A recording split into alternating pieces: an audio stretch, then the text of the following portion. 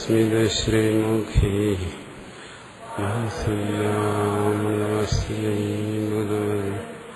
സംവേതനാമി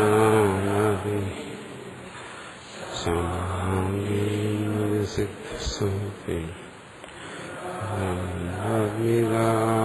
ഈശ്വരേ സദാശിവസമാരംഭാം ശങ്കരാചാര്യം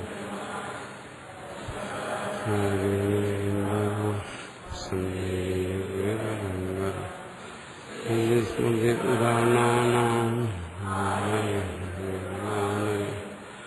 നമാമി ഭഗവത്പാദം ശങ്കരം ശങ്കരം ശങ്കരാചാര്യം സൂത്രഭാഷ്യകൃതോ വന്ദേ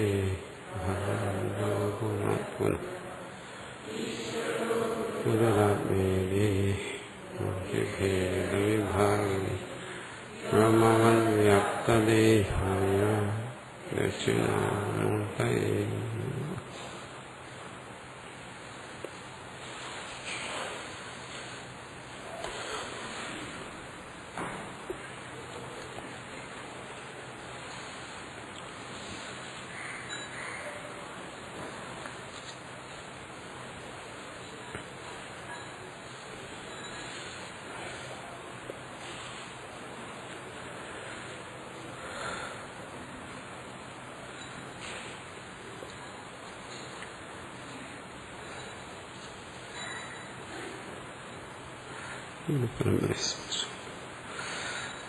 തൃതീയാധ്യായം പഞ്ചമബ്രാഹ്മണം പ്രഥമ മധഹേനം കഹോല കൗശീതകേയ പപ്രച്ഛ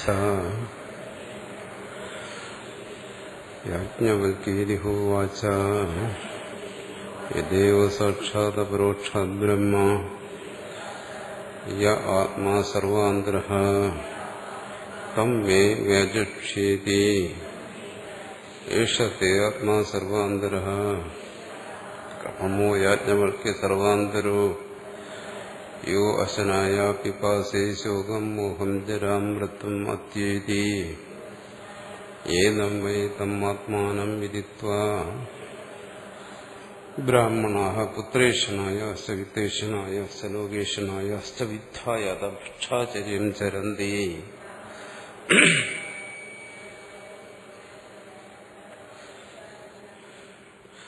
യാ ഹ്യവ പുത്രേഷണ സാ വിത്തേഷണ യാ വിത്തേഷണ സാ ലോകേഷണ ഉഭയ യേഷണേ ഏവ ഭവതഃ.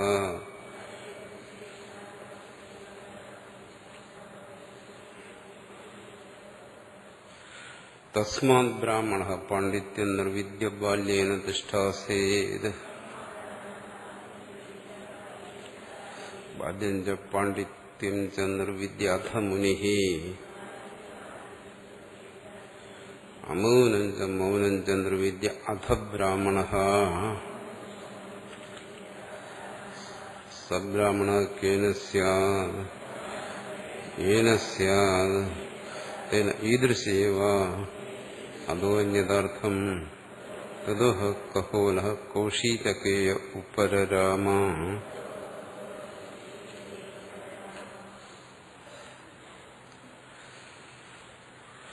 ബാല്യം ച പാണ്ഡിത്യം ച നിർവിദ്യ നിശേഷം കൃത്വാ അഥ മനനാത്മനിർയോഗി ഭവതി ഏതാവദ്ധി ബ്രാഹ്മണേന കർത്തവ്യം. യതുദ സർവ അനാത്മപ്രത്യയ തിരസ്കരണം ഏതത് കൃത്വാ കൃതകൃത്യോ യോഗി ഭവതി.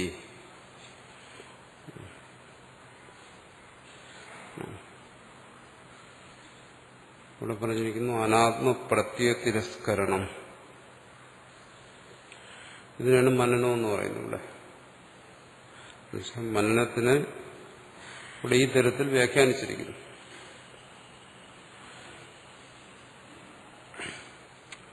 പാണ്ഡിത്യത്തിന് ശ്രവണമെന്ന് വ്യാഖ്യാനിച്ചു. അപ്പൊ മനനത്തിൽ ഇവിടെ പ്രധാനമായും ചർച്ച ചെയ്യുന്നത് മനന സാധാരണ വിചാരം. ഇവിടെ മുഖ്യമായും ചർച്ച ചെയ്യുന്നത് അനാത്മപ്രത്യയ തിരസ്കരണം. നമ്മൾ മുമ്പ് ശ്രവണ മനന നിധ്യാസനങ്ങളെ കുറിച്ച് ചർച്ച ചെയ്തപ്പോൾ പറഞ്ഞിട്ടുണ്ട്. എന്താണ്? അജ്ഞാന സംശയ വിപര്യങ്ങളെ ഒഴിവാക്കാനാണ്. അതിന് ഓരോ സമയത്ത് ഓരോന്നിനും പ്രാധാന്യം കൊടുത്ത് ചർച്ച ചെയ്യുന്നു. നമ്മൾ പറയുന്നു ജ്ഞാനം ഉണ്ടാകുന്നു, ശ്രവണം കൊണ്ട് ജ്ഞാനം ഉണ്ടാകുന്നു. ജ്ഞാനം ഉണ്ടാകുമ്പോൾ എന്ത് സംഭവിക്കുന്നു? അജ്ഞാനം നശിക്കുന്നു. അപ്പോൾ അവിടെ അജ്ഞാനം എന്ന് പറയുന്നത് എന്ത്? നമ്മുടെ ഭാഷകാരൻ പറഞ്ഞ ജ്ഞാനം എന്ന് പറഞ്ഞാൽ ജ്ഞാനാഭാവം എന്ന് അർത്ഥമുണ്ട്. അപ്പൊ ജ്ഞാനാഭാവ രൂപത്തിലുള്ള അജ്ഞാനം അവിടെ നശിച്ചു. പക്ഷെ വിപരീയ രൂപത്തിലുള്ള അജ്ഞാനം ഉണ്ടെന്ന് മുമ്പ് പറഞ്ഞു. അജ്ഞാനം വിപരീയ. ആ വിപരീയത്തിനാണ് ഇവിടെ പറയുന്നത് അനാത്മപ്രത്യയം എന്ന് പറയുന്നു. അത് കഴിഞ്ഞ ദിവസം നമ്മൾ പറഞ്ഞു. എന്താണ്? ദേഹാത്മബുദ്ധി തുടങ്ങിയത്. ഈ തത്വത്തെ ശ്രവിക്കുന്നു. അപ്പോ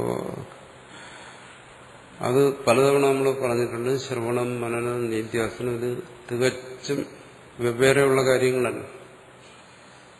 ഇത് ഒരുമിച്ച് നടക്കുന്ന കാര്യങ്ങളാണ്. ഗീത ചർച്ച ചെയ്യുന്നിടത്ത് തന്നെ അത് പറഞ്ഞിട്ടുണ്ട്. ശ്രവണം എന്ന് പറയുമ്പോൾ കണ്ണടച്ചിരുന്ന കേൾക്കുക, അവിടെ ഒന്നും ചിന്തിക്കാതിരിക്കുക എന്നർത്ഥമില്ല. ശ്രവണത്തിലൂടെ തത്വത്തെ ഗ്രഹിക്കുന്നിടത്തും അവിടെ ചിന്ത ആവശ്യമാണ്.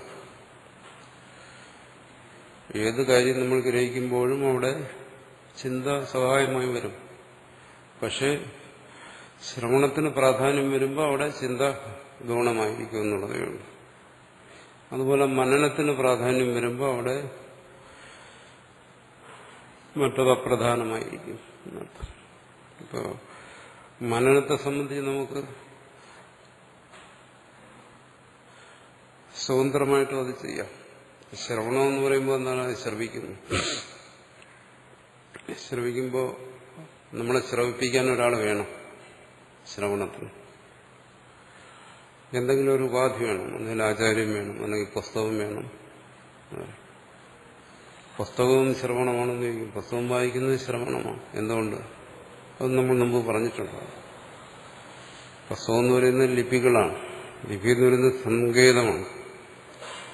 ആ സങ്കേതങ്ങൾ എന്ന് പറയുന്നത് എന്താണ്? അതിന് പറയും ശബ്ദത്തിന്റെ സ്മാരകം. നമ്മൾ ഈ ലിപി കാണുമ്പോൾ എന്താ? ശബ്ദത്തെയാ സ്മരിക്കുന്നത്. അപ്പോൾ ശബ്ദമാണുള്ളിൽ അവിടെ ബോധത്തെ ഉണ്ടാക്കുന്നത്. ആ ശബ്ദം ശ്രവണേന്ദ്രിയത്തിലൂടെ ഉള്ളിലേക്ക് കടക്കുന്നില്ലെന്നേ ഉള്ളൂ. വായനയെന്ന് പറയുമ്പോൾ നമുക്ക് ശബ്ദമില്ലാതെയും വായിക്കാമല്ലോ. കണ്ണ്, ചക്ഷുരേന്ദ്രിയം ലിപിയുമായിട്ട് കൂട്ടിമുട്ടിയാൽ മതി. രൂപദർശനം പോലെ. ഇത് രൂപങ്ങളാണ് ലിപികളെന്ന് പറയുന്നത്. പക്ഷെ ഉള്ളിലെന്താ സംഭവിക്കുന്നു? ഉള്ളിലുടൻ തന്നെ ശബ്ദസ്മൃതി ഉണ്ടാകും. ശബ്ദം സ്മരണ രൂപത്തിൽ വരുന്നു. അത് ആ എന്നുള്ള ലിപി വായിക്കുമ്പോൾ നമ്മൾ ആ എന്ന് പറയണമെന്നില്ല. പക്ഷെ ഉള്ളിൽ ആ ശബ്ദം പ്രത്യക്ഷപ്പെടും. അവിടെ എന്ത് വരുന്നു? ശബ്ദത്തിലൂടെയാണ് അർത്ഥബോധം ഉണ്ടാകും. അതും ശ്രവണം തന്നെയാണ്, വായന. ആൾക്കാർ പറയും എന്താണ് ഇത് പുസ്തകജ്ഞാനം എന്ന് പറയും. ഈ പറയുന്നതൊക്കെ പുസ്തകജ്ഞാനമല്ലേ എന്ന് പറയും. ഈ പുസ്തകജ്ഞാനം എന്ന് പറയുന്നത് എന്താണ്? ഇത് കണ്ടിട്ടിത് പുസ്തകമാണെന്നറിയുന്നതാണ് പുസ്തകജ്ഞാനം. അതിനെ നമുക്ക് പുസ്തകജ്ഞാനം എന്ന് പറയാം. മേശ കണ്ടിട്ട് മേശയെന്നറിഞ്ഞാൽ അത് മേശയുടെ ജ്ഞാനം. പുസ്തകത്തെ കണ്ടിട്ട് പുസ്തകം എന്നറിഞ്ഞാൽ അത് പുസ്തകജ്ഞാനം. ആശയം നമ്മുടെ ഉള്ളിൽ ബോധം ഉണ്ടാകുന്നു. പുസ്തകമല്ല ബോധത്തെ ഉണ്ടാക്കുന്നു. പുസ്തകത്തിന് നമ്മുടെ ഉള്ളിൽ ഒരു ബോധം ഉണ്ടാക്കാൻ പറ്റും. എന്താണ്? ഇത് പുസ്തകമാണെന്നുള്ളതാണ്. മറിച്ച് വായിക്കുമ്പോൾ നമ്മുടെ ഉള്ളിൽ ബോധം ഉണ്ടാക്കുന്നത് എന്താണ്? ശബ്ദമാണ്. ആ ശബ്ദം ഏതാണ്? ശ്രുതി തന്നെയാണ്. പക്ഷെ അത് ഒരു സ്ഥലത്ത് ഒരാചാര്യം പറയുന്നു. ആ ശബ്ദം നമ്മുടെ ശ്രവണപുടങ്ങളിൽ വരുന്നു. അവിടെ നമ്മൾ പറയുന്നതാണ് ആ ശബ്ദം ഞാൻ പ്രത്യക്ഷമായി കേൾക്കുന്നു. ഇവിടെ ശ്രവണേന്ദ്രിയവും ശബ്ദവുമായിട്ടുള്ള സംയോഗം ഉണ്ടായി, ബന്ധമുണ്ടായി. അതുകൊണ്ട് നമ്മൾ പറയുന്ന ശബ്ദം എനിക്കിവിടെ പ്രത്യക്ഷമാണ്. അതേ ശബ്ദം തന്നെയാണ് തത്വമസി എന്ന് പറയുന്ന അതേ ശബ്ദം തന്നെയാണ്. ശബ്ദത്തിന് മാറ്റമില്ല. വായിക്കുമ്പോൾ നമ്മുടെ ഉള്ളിൽ സ്മൃതി രൂപത്തിൽ വരുന്നത്. സ്മൃതി എന്നെന്തുകൊണ്ട് പറയുന്നു? അവിടെ ശ്രവണേന്ദ്രിയവും ആ ശബ്ദവുമായിട്ട് സംയോഗം അവിടെ നടക്കുന്നില്ല. കാരണം പുറമേ നിന്ന് കേൾക്കുന്നില്ല. പക്ഷെ ശബ്ദം ഉള്ളിലുണ്ട്. ഇവിടെ മനസ്സിന് അവിടെ പറയും എന്താണ്? മനസ്സ് ശബ്ദാകാരമായി പരിണമിച്ചിരിക്കുന്നു. പുറമേ നിന്ന് ശബ്ദം കേൾക്കുമ്പോഴും അത് തന്നെയാണ് സംഭവിക്കുന്നു. മനസ്സിന് പരിണാമം സംഭവിക്കുന്നു. മനസ്സ് ശബ്ദാകാരമായി പരിണമിക്കുന്നു. വായിക്കുന്നിടത്തും അത് തന്നെ സംഭവിക്കുന്നു. മനസ്സ് ശബ്ദാകാരമായി പരിണമിക്കുന്നു. ആ ശബ്ദജ്ഞാനം എന്ന് പറയുന്നത് ഇന്ദ്രിയാർത്ഥ സന്നികർഷം, ഇന്ദ്രിയവും അർത്ഥവുമായിട്ടുള്ള ബന്ധമില്ലാത്തതുകൊണ്ടാണ് അതിനെ നമ്മൾ സ്മൃതി എന്ന് പറയുന്നത്. വാസ്തവത്തിൽ അവിടെ ശബ്ദത്തിന്റെ അനുഭവം തന്നെയാണ്. അതും എന്ത് ചെയ്യുന്നു? അർത്ഥബോധത്തെ ഉണ്ടാകുന്നു. അപ്പോ ശ്രുതി ആചാര്യൻ പറയുന്നു, ഉള്ളിൽ ചിത്തത്തിന് പരിണാമം ഉണ്ടാകുന്നു, ശബ്ദാത്മക പരിണാമം ഉണ്ടാകുന്നു. ആ ശബ്ദത്തിനെ തുടർന്ന് അർത്ഥബോധം ഉണ്ടാകുന്നു. അതെന്തുകൊണ്ട് സംഭവിക്കുന്നു പറയുന്നത് ശബ്ദശക്തി. ശബ്ദത്തിന് അങ്ങനെ ഒരു വിശേഷതയുണ്ട്. അത് ഉള്ളിൽ വന്നു കഴിഞ്ഞാൽ അതിന് അർത്ഥബോധത്തെ ഉണ്ടാക്കാൻ പറയുന്നു. ശബ്ദത്തിന്റെ ശക്തി അചിന്ത്യമായ ശക്തി എന്ന് പറയുന്നു. അങ്ങനെ അചിന്ത്യമായൊരു ശക്തിയുണ്ട്. അതെങ്ങനെ സംഭവിക്കുന്നു? അതറിയില്ല. അങ്ങനെ സംഭവിക്കുന്നു. ആന എന്ന് പറഞ്ഞു കഴിഞ്ഞാൽ ഉടനുള്ളിൽ ആനയെക്കുറിച്ച് ബോധം ഉണ്ടാകും. ഇങ്ങനെ ഒരു ബോധത്തെ ഉണ്ടാക്കുന്നതിന് ഈ ശബ്ദത്തിലൂടെ ശക്തി കിട്ടിയത്. അതതിന്റെ സ്വഭാവം എന്നേ പറയാൻ പറ്റൂ. അഗ്നിയുടെ സ്വഭാവം ഉഷ്ണമായിരിക്കുന്ന പോലെ ശബ്ദത്തിന്റെ സ്വഭാവമാണ് ഈ അചിന്ത്യശക്തി. അത് വിഷയങ്ങളെക്കുറിച്ചുള്ള ബോധം ഉണ്ടാക്കുന്നതിന് കഴിവുണ്ട്. അത് ശ്രവിക്കുമ്പോഴായാലും ശരി, നമ്മളീ പറയുന്ന വായന, നമ്മുടെ കണ്ണ് ഈ ലിപികളിലൂടെ സഞ്ചരിച്ചാലും ഉള്ളിൽ ശബ്ദം ഉണ്ടാകും. ആ ശബ്ദം അർത്ഥബോധത്തെ ഉണ്ടാക്കുന്നു. ഇത് ശ്രവണമാണ്. എന്തുകൊണ്ട്? ശബ്ദത്തിലൂടെ ബോധം ഉണ്ടാകുന്നതുകൊണ്ടാണ് അതിന് ശ്രവണം എന്ന് പറയുന്നത്. ഇത് പുസ്തകജ്ഞാനമല്ല നമ്മൾ ധരിക്കുന്നത് പോലെ. പുസ്തകജ്ഞാനമല്ല. പുസ്തകജ്ഞാനം എന്ന് പറയുന്നത് എന്താ? ഇത് പുസ്തകമാണെന്നുള്ള ജ്ഞാനം. ഇത് വായിക്കുമ്പോൾ അങ്ങനെ ഒരു ജ്ഞാനമാണോ നമുക്കുണ്ടാകുന്നതല്ല. തത്വമസി എന്ന് വായിക്കുമ്പോൾ എന്താ ഉണ്ടാകുന്നത്? ഏത് ആണോ ഗുരു ഉപദേശിക്കുമ്പോൾ ഉള്ളിലുണ്ടാകുന്ന ബോധം അത് തന്നെയാണ് ഉണ്ടാകുന്നത്. അതുകൊണ്ടാണ് ഈ എഴുതി വെച്ചതൊക്കെ സാർത്ഥകമാകുന്നത്. ഈ ഗ്രന്ഥങ്ങളെല്ലാം സാർത്ഥകമാകുന്നത് അതുകൊണ്ടാണ്. കാരണം അതിനും ആ ശേഷിയുണ്ട്. അത്തരം അർത്ഥബോധത്തെ ഉണ്ടാക്കുന്നത്. അതാണ് ഇപ്പോൾ ആചാര്യൻ പറയുന്നില്ല. ആ വേറെ തരത്തിൽ നമ്മൾ ആ ശബ്ദത്തെ കേൾക്കുന്നു. ശബ്ദത്തിനവിടെ വ്യത്യാസമുണ്ട്. ഒന്ന് ശബ്ദം ധ്വനി, മറ്റൊന്ന് പ്രതിധ്വനി. അങ്ങനെ ശബ്ദത്തിന് വ്യത്യാസമുണ്ടെങ്കിലും അർത്ഥബോധത്തിൽ വ്യത്യാസമുണ്ട്. ധ്വനിയിൽ നിന്നായാലും ശരി, അതായത് ഇന്നത്തെ പുതിയ സമ്പ്രദായം അനുസരിച്ച് നമ്മൾ ശബ്ദത്തെ രേഖപ്പെടുത്തി വയ്ക്കുന്നു, റെക്കോർഡ് ചെയ്യുന്നു എന്ന് പറയുന്നു. അതിൽ നിന്ന് കേൾക്കുന്നു. ശബ്ദത്തിന് വ്യത്യാസമുണ്ട്. ഒരു ശബ്ദത്തെ നമ്മൾ ധ്വനിയെന്നും വേറൊന്നിനെ പ്രതിധ്വനിയെന്നും പറയും. പക്ഷേ എന്തായാലും ശരി, അവിടെ എന്ത് ചെയ്യുന്നു? അർത്ഥബോധം ഉണ്ടാക്കുന്നു. അപ്പൊ ഇതെല്ലാം ശ്രവണമാണ്. ചിലരുടെ മനസ്സിലങ്ങനെ സംശയമുണ്ട്. വായന ശ്രവണമാകുമോ? അത് പുസ്തകജ്ഞാനമല്ല. അല്ല. അവിടെയും എന്താ പ്രവർത്തിക്കുന്നത്? ഉള്ളിൽ പ്രവർത്തിക്കുന്നത് ശബ്ദത്തിന്റെ അചിന്ത്യമായ ശക്തിയാണ്. അതുകൊണ്ടാണ് ഇവിടെ ഭാഷ്യകാരൻ ഈ ശ്രുതിക്ക് ഇത്രയും പ്രാധാന്യം കൊടുക്കുന്നത്. ശബ്ദത്തിന് അങ്ങനെ ഒരു വിശേഷതയുണ്ട്. ബോധത്തെ ഉള്ളിൽ ഉണ്ടാക്കുന്നതിന് എല്ലാ ഇന്ദ്രിയങ്ങൾക്കും ഉണ്ടാക്കുന്നു. കണ്ണ് കാണുന്നു, ഉടനെ ഉള്ളിൽ ബോധം ഉണ്ടാകുന്നു. പക്ഷെ ശബ്ദത്തിനെ കുറിച്ച് പറയുന്നത് എന്താണ്? അതീന്ദ്രിയമായ വിഷയങ്ങളെക്കുറിച്ചും എന്നുവെച്ചാൽ മറ്റിന്ദ്രിയങ്ങൾക്ക് വിഷയമാകാത്ത വിഷയങ്ങളെക്കുറിച്ചും ശബ്ദം നമുക്കൊരു ബോധത്തെ ഉണ്ടാക്കിത്തരും. ഉദാഹരണം പറഞ്ഞാൽ പരമാണു എന്ന് പറയുന്നു. മണത്തുമൊക്കെ അറിയത്തില്ല, കണ്ണുകൊണ്ട് കാണാൻ അറിയത്തില്ല, ഒന്നും പറ്റത്തില്ല. പക്ഷെ ശബ്ദം ഒരു ബോധത്തെ ഉണ്ടാക്കും. അതിനെക്കുറിച്ചൊരു ബോധത്തെ ഉണ്ടാകും. അതൊരു ഉദാഹരണമായി പറയുന്നു. അതുപോലെ പുണ്യപാപങ്ങൾ, ആത്മാവ്, പരമാത്മാവ് തുടങ്ങിയ വിഷയങ്ങളെ സംബന്ധിച്ചെല്ലാം മറ്റിന്ദ്രിയങ്ങൾക്ക് വിഷയമല്ലാത്ത ഇതിനെ സംബന്ധിച്ചും ഉള്ളിൽ ബോധമുണ്ടാക്കാൻ ഉള്ള ഒരു ശേഷി ശബ്ദത്തിനുണ്ട്. അതിനെ അംഗീകരിച്ചുകൊണ്ടാണ് ഇവിടെ ഈ ശ്രവണത്തിനും മറ്റും പ്രാധാന്യം കൊടുക്കുന്നത്. അങ്ങനെ ശബ്ദശ്രവണത്തിലൂടെ ഒരാൾക്കുള്ളിൽ ബോധമുണ്ടാകുന്നു. ആ ബോധമുണ്ടാകുമ്പോൾ സ്വാഭാവികമായിട്ടും അങ്ങനെ ഉണ്ടാകുന്ന ബോധം പലതരത്തിലും വരാം. സംശയരൂപത്തിൽ വരാം, വിപരീയ രൂപത്തിൽ വരാം. അവിടെ അതിന് വിചാരം ആവശ്യമാണ്. അപ്പം ശ്രവണത്തോടൊപ്പം തന്നെ വിചാരവും നടക്കും. അതുകൊണ്ടവിടെ ശബ്ദശ്രവണത്തിൽ പ്രാധാന്യം ശബ്ദത്തിന് തന്നെയാണ്, അല്ലെങ്കിൽ ശ്രവണത്തിന് തന്നെയാണ്. വിചാരത്തെ അവിടെ ഗുണമെന്ന് പറയുന്നു.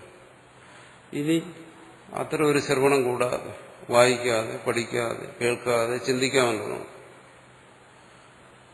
സ്വാനുഭവത്തിൽ നിന്ന് ചിന്തിക്കുമ്പോൾ മനസ്സിലാവും. അപ്പോൾ അവിടെ എന്ത് വരുന്നു? അവിടെ മനനത്തിന് പ്രാധാന്യം വരുന്നു. ശ്രവണത്തോടൊപ്പവും മനനം ഉണ്ടെങ്കിലും മനനത്തിന് അങ്ങനെ ഒരു വിശേഷതയുണ്ട്. ഈ ശ്രവണത്തിലും മനനത്തിലും തന്നെ സംഭവിച്ചുകൊണ്ടിരിക്കുകയാണെന്ത്? നിധ്യാസനം, നിശ്ചയം, അല്ലെങ്കിൽ ബോധത്തിന്റെ വിശുദ്ധി. വാർത്തികാചാര്യൻ പറയുന്നു പോലെ ശുദ്ധധി. അത് ശ്രവണത്തിന് സംഭവിക്കുന്നു. ചിലർക്ക് ചില കാര്യങ്ങൾ കേട്ടോ അവർ പറയാം, കേട്ടു പക്ഷെ എനിക്ക് ബോധ്യം വന്നില്ല. ഇതെല്ലാം നമ്മുടെ അനുഭവത്തിൽ നിന്നുകൊണ്ട് ചിന്തിക്കണം. അപ്പോൾ കാര്യങ്ങൾ വ്യക്തമാകും. സ്വാനുഭവത്തിൽ ചിന്തിക്കുക. ഇത് സ്വാനുഭവത്തിൽ ചിന്തിച്ച് മനസ്സിലാക്കേണ്ട കാര്യമാണ്. വേറെ ഏതെങ്കിലും ജ്ഞാനിയുടെ അനുഭവത്തിലോ അല്ലെങ്കിൽ നമ്മുടെ കേവലമായ കൽപ്പനകളിൽ, ഭാവനകളിലൂടെ മനസ്സിലാക്കേണ്ട കാര്യമില്ല. കാരണം ഇവിടെ എന്താ ബോധിപ്പിക്കുന്നത്? ത്വം. ശ്രോതാവിനെ കുറിച്ചാണ് ബോധിപ്പിക്കുന്നത്, കേൾവിക്കാരനെ കുറിച്ചാണ് ബോധിക്കുന്നത്. ആ ബോധ്യം എന്ന് പറയുന്നത് തന്റെ അനുഭവത്തെ ആശ്രയിച്ചായിരിക്കും. വേറൊരു ജ്ഞാനിയുടെ അനുഭവമോ വേറൊരു ഗുരുവിന്റെ അനുഭവമൊന്നുമല്ല. അവിടെ നമുക്ക് മനസ്സിലാവും. ചിലപ്പോൾ കേൾക്കുമ്പോൾ പറയുന്നു ബോധ്യം വന്നില്ല. പിന്നെ പറയും പക്ഷെ ഒന്ന് ചിന്തിച്ചപ്പോൾ അത് ബോധ്യം വന്നു. എന്ത് വരുന്നു? കേൾവിയോടൊപ്പം ചിന്തയും വരുന്നു. ആ ചിന്തയോടൊപ്പം എന്ത് വരുന്നു? ബോധ്യം. അതിനാണ് പറയുന്നത് നിശ്ചയം, നിധ്യാസനം. ഇതെല്ലാം ഏകകാലത്തിൽ സംഭവിക്കുന്നു. ചിലപ്പോൾ സംഭവിക്കാതിരിക്കുന്നു. കേൾക്കുന്നു, ബോധ്യം വരുന്നില്ല. ചിലപ്പോൾ മനസ്സിലായി എന്താണ് പറഞ്ഞതെന്ന്, പക്ഷെ എന്നാലും എനിക്കതിലൊരു ഉറപ്പില്ല എന്ന് പറയും. അവിടെ എന്ത് വരുന്നു? അത് നിശ്ചയരൂപത്തിലാകുന്നില്ല. അപ്പം ഇത് ഒരേ സമയം ഒരുമിച്ചിരിക്കുകയും അതേസമയം ഓരോന്നിനും പ്രാധാന്യം വരികയും ചെയ്യും. അപ്പോൾ അത് ആ പ്രാധാന്യം വരുന്നത് എങ്ങനെ? അതിനെ സംബന്ധിച്ചുള്ള എല്ലാ സംശയങ്ങളും ദൂരീകരിച്ച് അത് ബോധ്യം വന്നു. ഒരു സംശയം, താനിപ്പോൾ പുരുഷനാണോ സ്ത്രീയാണോ ഒരു സംശയമില്ല.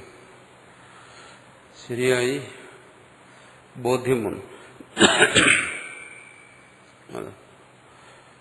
അത് ചിലർ പറയും അത് ജനിച്ചപ്പോഴേ ബോധ്യം ഉണ്ടായിരുന്നില്ല.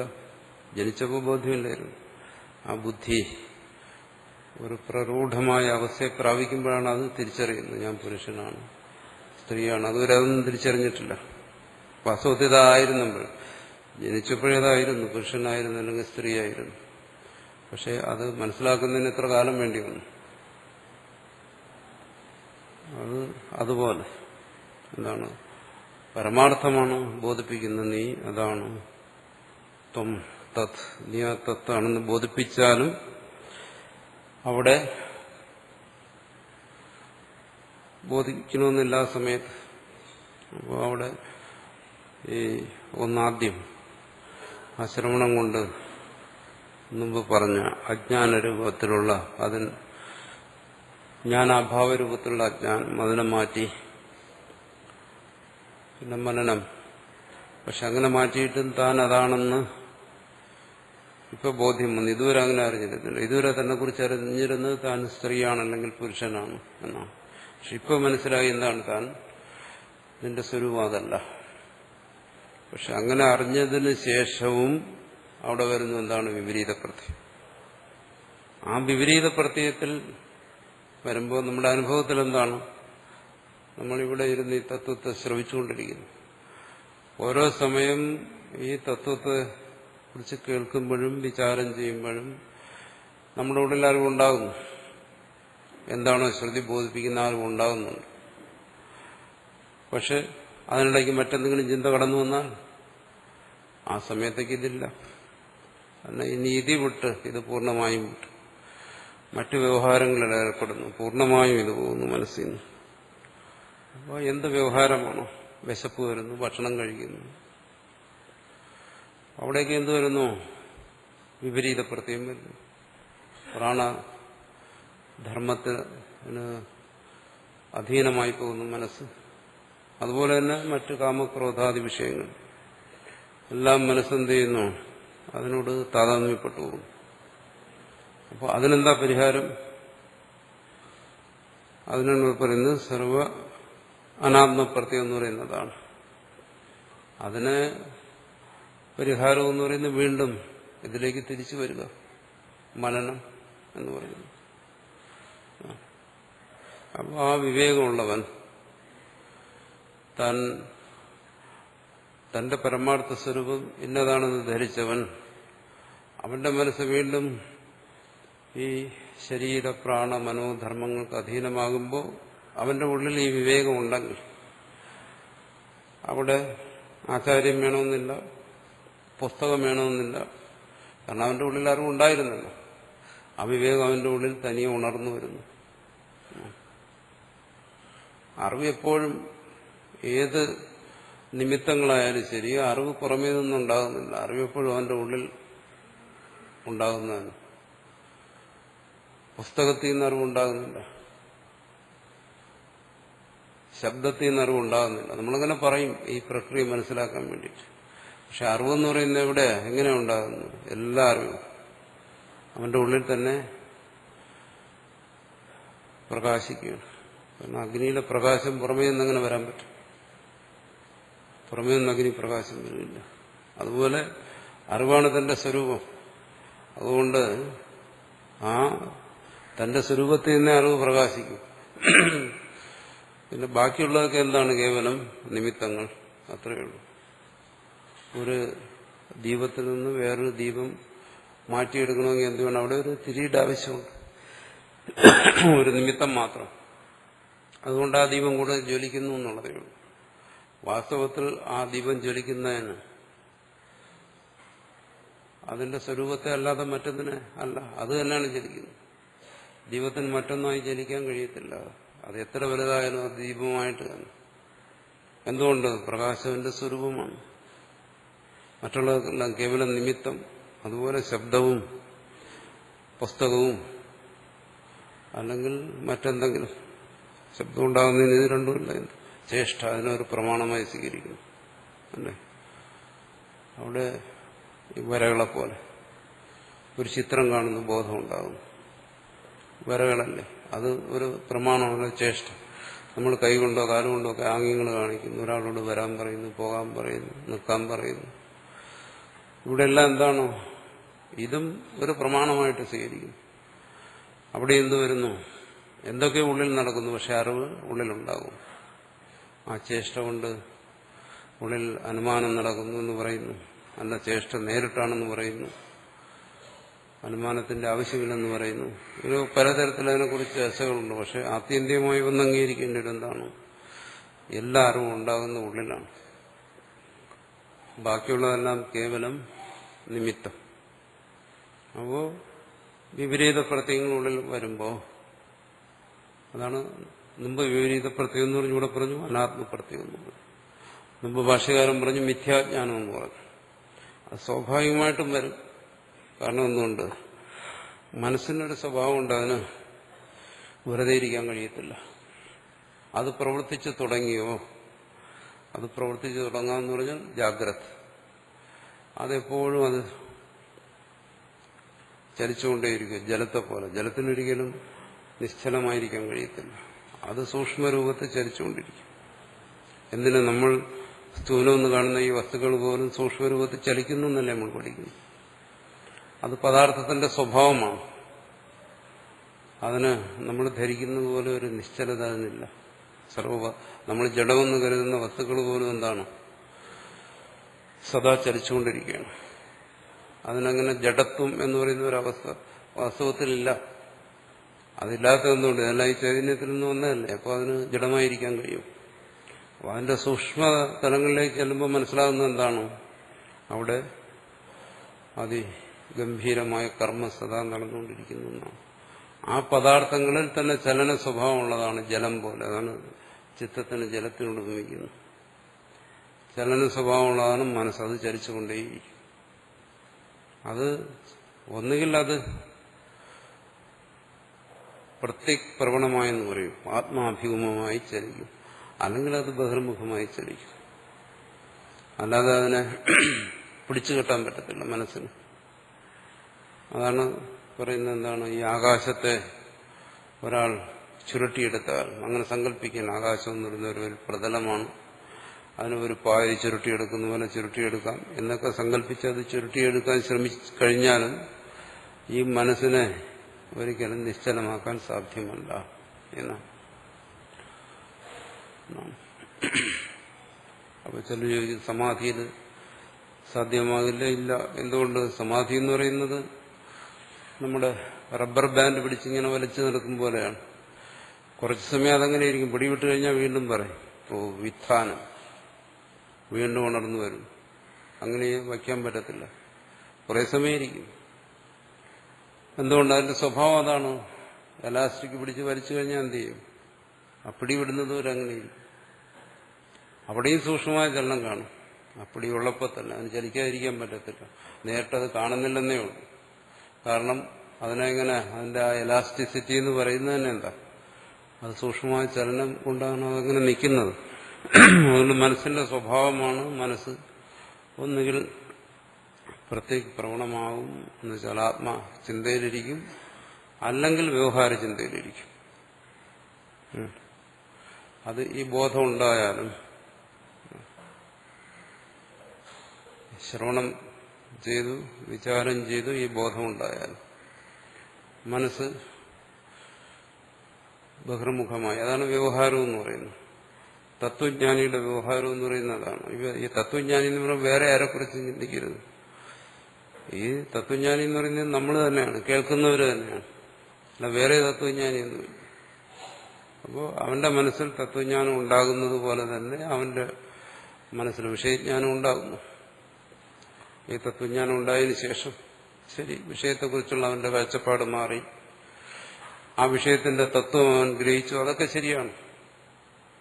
വിഷയത്തിന്റെ തത്വം എന്ന് പറയുന്നത് സച്ചിദാനന്ദമാണ്, മുമ്പ് താൻ ധരിച്ചിരുന്നത് പോലെയല്ല, ഇതിന്റെ സത്തയല്ല, സത്തയിലാണ് ഇത് അനുഭവപ്പെടുന്നത്. ഇങ്ങനെയൊക്കെയുള്ള വിവേകം ഉണ്ടായാലും ശരി, വ്യവഹാരം വരുന്നു, വിഷയബോധം വരുന്നു. അപ്പോൾ അതിനപ്പുറം എന്താണ്? അത് വിഷയപ്രതീതി. ഈ ബോധം ഉള്ളവർക്കെല്ലാം തന്നെ ഈ വിഷയപ്രതീതി ഉണ്ടാകുന്നു എന്നുള്ളത് നമ്മുടെ അനുഭവമാണ്. അപ്പോൾ അവിടെ എന്ത് ചെയ്യുന്നു? ശരി, ആ വിഷയപ്രതീതി ദോഷമുണ്ട്. അത് പറയുമല്ലോ, മരുമരീചികയുടെ ആ കാനൽ പ്രതീതി, ജലപ്രതീതി, ദോഷമൊന്നുമല്ല. പക്ഷെ ഒരു നിമിഷം എന്താണ്? ആ തത്വത്തെ വിസ്മരിച്ചിട്ട്, അതാണ് ഈ പ്രതീതി ചെയ്യുന്ന തകരാറ്. ഒരു നിമിഷം ആ തത്വത്തെ വിസ്മരിച്ചിട്ട് അതിലേക്ക്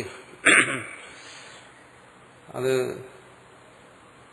ജലമാണെന്ന് ധരിച്ചങ്ങോട്ട് പോവുക.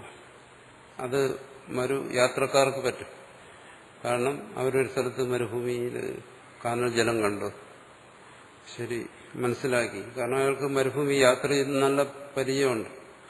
അയാൾക്ക് ബോധ്യം വന്നു, ഇത് വെറും ഒരു പ്രതീതിയാണ്, ഇവിടെ ജലമൊന്നുമില്ല. അയാളത് ഉപേക്ഷിക്കുന്നു, മുമ്പോട്ട് ചെല്ലുന്നു, വേറൊരു കാനൽ ജലം കാണുന്നു. ഭ്രമിച്ചുകൂടാന്നില്ല. മുമ്പ് കണ്ട് ബോധ്യം വന്ന് ഉപേക്ഷിച്ചതാണ്. പക്ഷെ വീണ്ടും കാനൽ ജലം കാണുമ്പോൾ വീണ്ടും ഭ്രമിച്ച് അതിന്റെ പുറകെ പോകാം. അപ്പോ രണ്ടിടത്തും എന്തായിരുന്നു? പ്രതീതിയായിരുന്നു. ഒരിടത്ത് ആ പ്രതീതി വന്നപ്പോ തത്വത്തെ ഗ്രഹിച്ച് അതിനുപേക്ഷിച്ച്, രണ്ടാമത്തെ സ്ഥലത്ത് നമുക്ക് പറ്റാറുണ്ടല്ലോ, ഒരിക്കലും രജ്ജുസർപ്പ ഭ്രാന്തി ഉണ്ടായി, അല്ലെങ്കിൽ ഏതെങ്കിലും ഒരു ഭ്രാന്തി ഉണ്ടായി, ആ ഭ്രാന്തിയിൽ നിന്ന് മുക്തി നേടി വീണ്ടും എന്നുവെച്ചാൽ അവിടെ ബോധമുണ്ടായി, വീണ്ടും അടുത്ത ദിവസം വീണ്ടും അതേ സ്ഥലത്ത് വീണ്ടും ഭ്രാന്തി ഉണ്ടാകുന്നു, വീണ്ടും ഭയക്കുന്നു. അതുപോലെ ഈ പ്രപഞ്ച പ്രതീതി നിലനിൽക്കുന്നിടത്തോളം കാലം, അതായത് ഈ ജാഗ്രത നിലനിൽക്കുന്നിടത്തോളം കാലം ഈ തത്വബോധമുള്ളവനും വീണ്ടും പ്രതീതി ഉണ്ടാകും. ഇപ്പോ ഇത് തത്വം ശ്രവിക്കുന്നു, ഈ പറയുന്നത് ഇന്നതാണോ?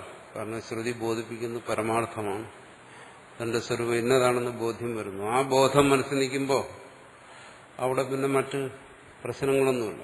അതൊരു ക്ഷണികമാണെങ്കിൽ, ചെറിയൊരു സമയത്തേക്കാണെങ്കിലും ശരി, ആ പരമാർത്ഥ ബോധത്തിൽ ഒരാൾ വരുമ്പോൾ അയാളുടെ മനസ്സിൽ വിപരീതമായ ഒരു ഭാവനയില്ല, അയാൾ മറ്റൊന്നും തന്നെ ശല്യപ്പെടുത്തുന്നില്ല, മനസ്സ് ശാന്തമാണ്. ആ ബോധം വന്നില്ലെങ്കിലേ ഉള്ളൂ പ്രശ്നം. ആ ബോധത്തിലാണെങ്കിൽ അയാൾ കൃതകൃത്യനാണ്, ഒരു നിമിഷ നേരത്തേക്ക് ആയാലും ശരി. പക്ഷെ അടുത്ത നിമിഷം എന്ത് വരുന്നു? ഈ പ്രപഞ്ച പ്രതീതി വരുന്നു, വ്യവഹാരം വരുന്നു. ആ വ്യവഹാരത്തിൽ എന്ത് സംഭവിക്കാം? ചിലരെ സംബന്ധിച്ചിടത്തോളം ആ വ്യവഹാരത്തിലും അയാൾ ആ ബോധത്തെ വിടുന്നില്ല. ആ ബോധത്തിന്റെ ബലത്തിൽ തന്നെ, ആ പ്രതീതിയിലും അയാൾക്ക് ആ ബോധം നൽകിയ ദാർഢ്യമുണ്ട്. ശരി, ആ ബോധത്തിന്റെ ദാർഢ്യം എന്ന് പറയുന്നത് എന്താണ്? ആ പ്രതീതിയിലേക്ക് അന്ധനായി അജ്ഞനെ പോലെ അയാൾ താതാമ്യപ്പെടുന്നില്ല, അത് സംഭവിക്കുന്നില്ല എന്നർത്ഥം. എന്ത് മുമ്പ് ഉണ്ടായ ആ വിവേകം കൊണ്ട് കണ്ടുകൊണ്ടിരിക്കുന്നത് നാമരൂപങ്ങളെയൊക്കെയാണ്. പക്ഷെ അതിനോട് അയാൾ അന്ധമായി താതാമ്യപ്പെടുന്നില്ല. അതുണ്ടായിട്ട് എന്നർത്ഥം. എന്താണ് അവിടെ? മരുഭൂമിയിലെ മരീചികയുടെ തത്വത്തെ മനസ്സിലാക്കിയുള്ള അയാൾ മനസ്സിലാക്കുന്നു. അപ്പോൾ പ്രതീതി ഇല്ലാതാകുന്നില്ല. ആ പ്രതീതിയിലും എന്ത് ചെയ്യുന്നു? അയാൾ തത്വത്തെ ഗ്രഹിക്കുന്നു. അതല്ലേ പറ്റോ? ഇപ്പോൾ പ്രതീതിയിലാണ് എപ്പോഴും തത്വത്തെ ഗ്രഹിക്കുന്നത്.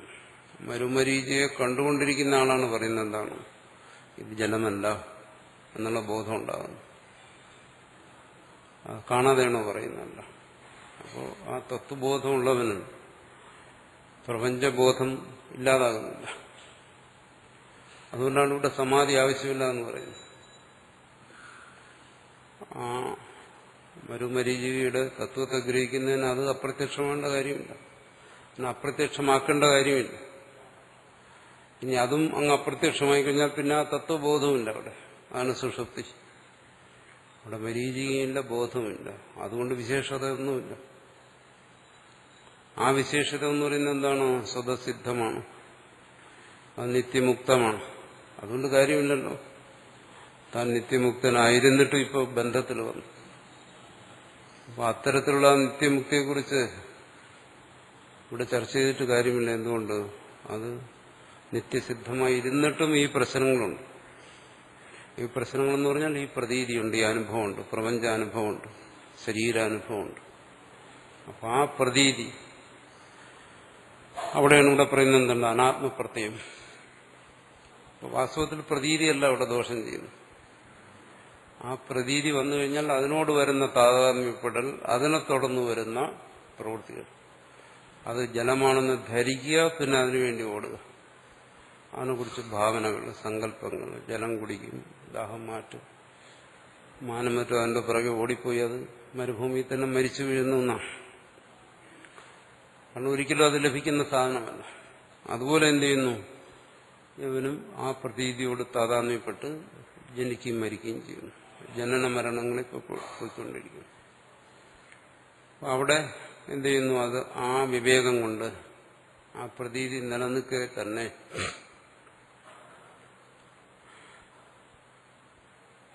അതിനോട് അതിന്റെ തത്വത്തെ ഗ്രഹിക്കുക. ഇതാണ് തത്വം. ഇവിടെ മുമ്പൊരു സ്ഥലത്ത് പറഞ്ഞു എന്താണ്? ഇവിടെ പറഞ്ഞത് മുണ്ടകത്ത് പുണ്യപാപങ്ങൾ ഉണ്ട് തന്നെ. പക്ഷേ അതിന് സ്വരൂപമായി ഗ്രഹിക്കുന്നവൻ അപ്പോൾ പുണ്യത്തിന്റെ സുഖവും പാപത്തിന്റെ ദുഃഖവും എല്ലാം സ്വസ്വരൂപമായി ഗ്രഹിക്കുന്നു. അപ്പൊ അവനെന്ത് ചെയ്യുന്നു? അവിടെ പറഞ്ഞു ആ താപകെ അതവനെ തപിപ്പിക്കുന്നില്ല, അതൊന്നും അവനെ തപിപ്പിക്കുന്നില്ല. പക്ഷെ പുണ്യത്തെ വേറമായി കാണുന്നു, പാപത്തെ വേറമായി കാണുകയാണെങ്കിൽ അവനെ അത് തപിപ്പിക്കും, സന്തോഷിപ്പിക്കും, ദുഃഖിപ്പിക്കും, രണ്ടും ചെയ്യും. അതുപോലെ പ്രപഞ്ചം ഇതിന്റെ തത്വത്തെ അവൻ ഗ്രഹിച്ചിരിക്കുന്നതുകൊണ്ട് പറയാം അവൻ അതിൽ ആസക്തനാകുന്നില്ലെന്ന് പറയാം, അല്ലെങ്കിൽ അതിനോട് താതാത്മ്യപ്പെടുന്നില്ലെന്ന് പറയാം. അത് സംഭവിക്കുന്നില്ല. അവിടെയാണ് എന്ത് പറയുന്നത്? അനാത്മപ്രത്യ തിരസ്കരണം. അത് പറയുന്നു, അങ്ങനെ പറയുന്നത് കാരണം ഇതിനൊരു ഫലം വേണം. അപ്പോൾ ഇതിന്റെ ഫലം എന്ന് പറയുന്നത് നമ്മൾ ധരിക്കുന്നത് പോലെ ഈ ലോകത്തെ മറന്നിരിക്കുക, അല്ലെങ്കിൽ ഇതൊക്കെ വിട്ടിട്ട് ഇനി വേറെ ഏതെങ്കിലും ഒരു അവസ്ഥയിൽ പോയിരിക്കുക, അങ്ങനെയൊന്നുമല്ല. ഇതിന്റെ ഫലം എന്ന് പറയുന്നത് ഈ ജ്ഞാനം ആർക്കാണോ ഉള്ളത് അവന്റെ അനുഭവം തന്നെയാണത്. ഈ ജ്ഞാനം എന്ന് പറയുന്നത് എങ്ങനെയാണോ ഒരുവൻ അനുഭവമായിരിക്കുന്നത്, ജ്ഞാനം അനുഭവം തന്നെയാണ്. ജ്ഞാനമെന്നും അനുഭവം എന്ന് പറയുന്നത് രണ്ടല്ല. താൻ പരമാർത്ഥ വസ്തുവാണെന്നുള്ള അറിവ് അത് തന്നെയാണ് ജ്ഞാനം, അത് തന്നെയാണ് അനുഭവം.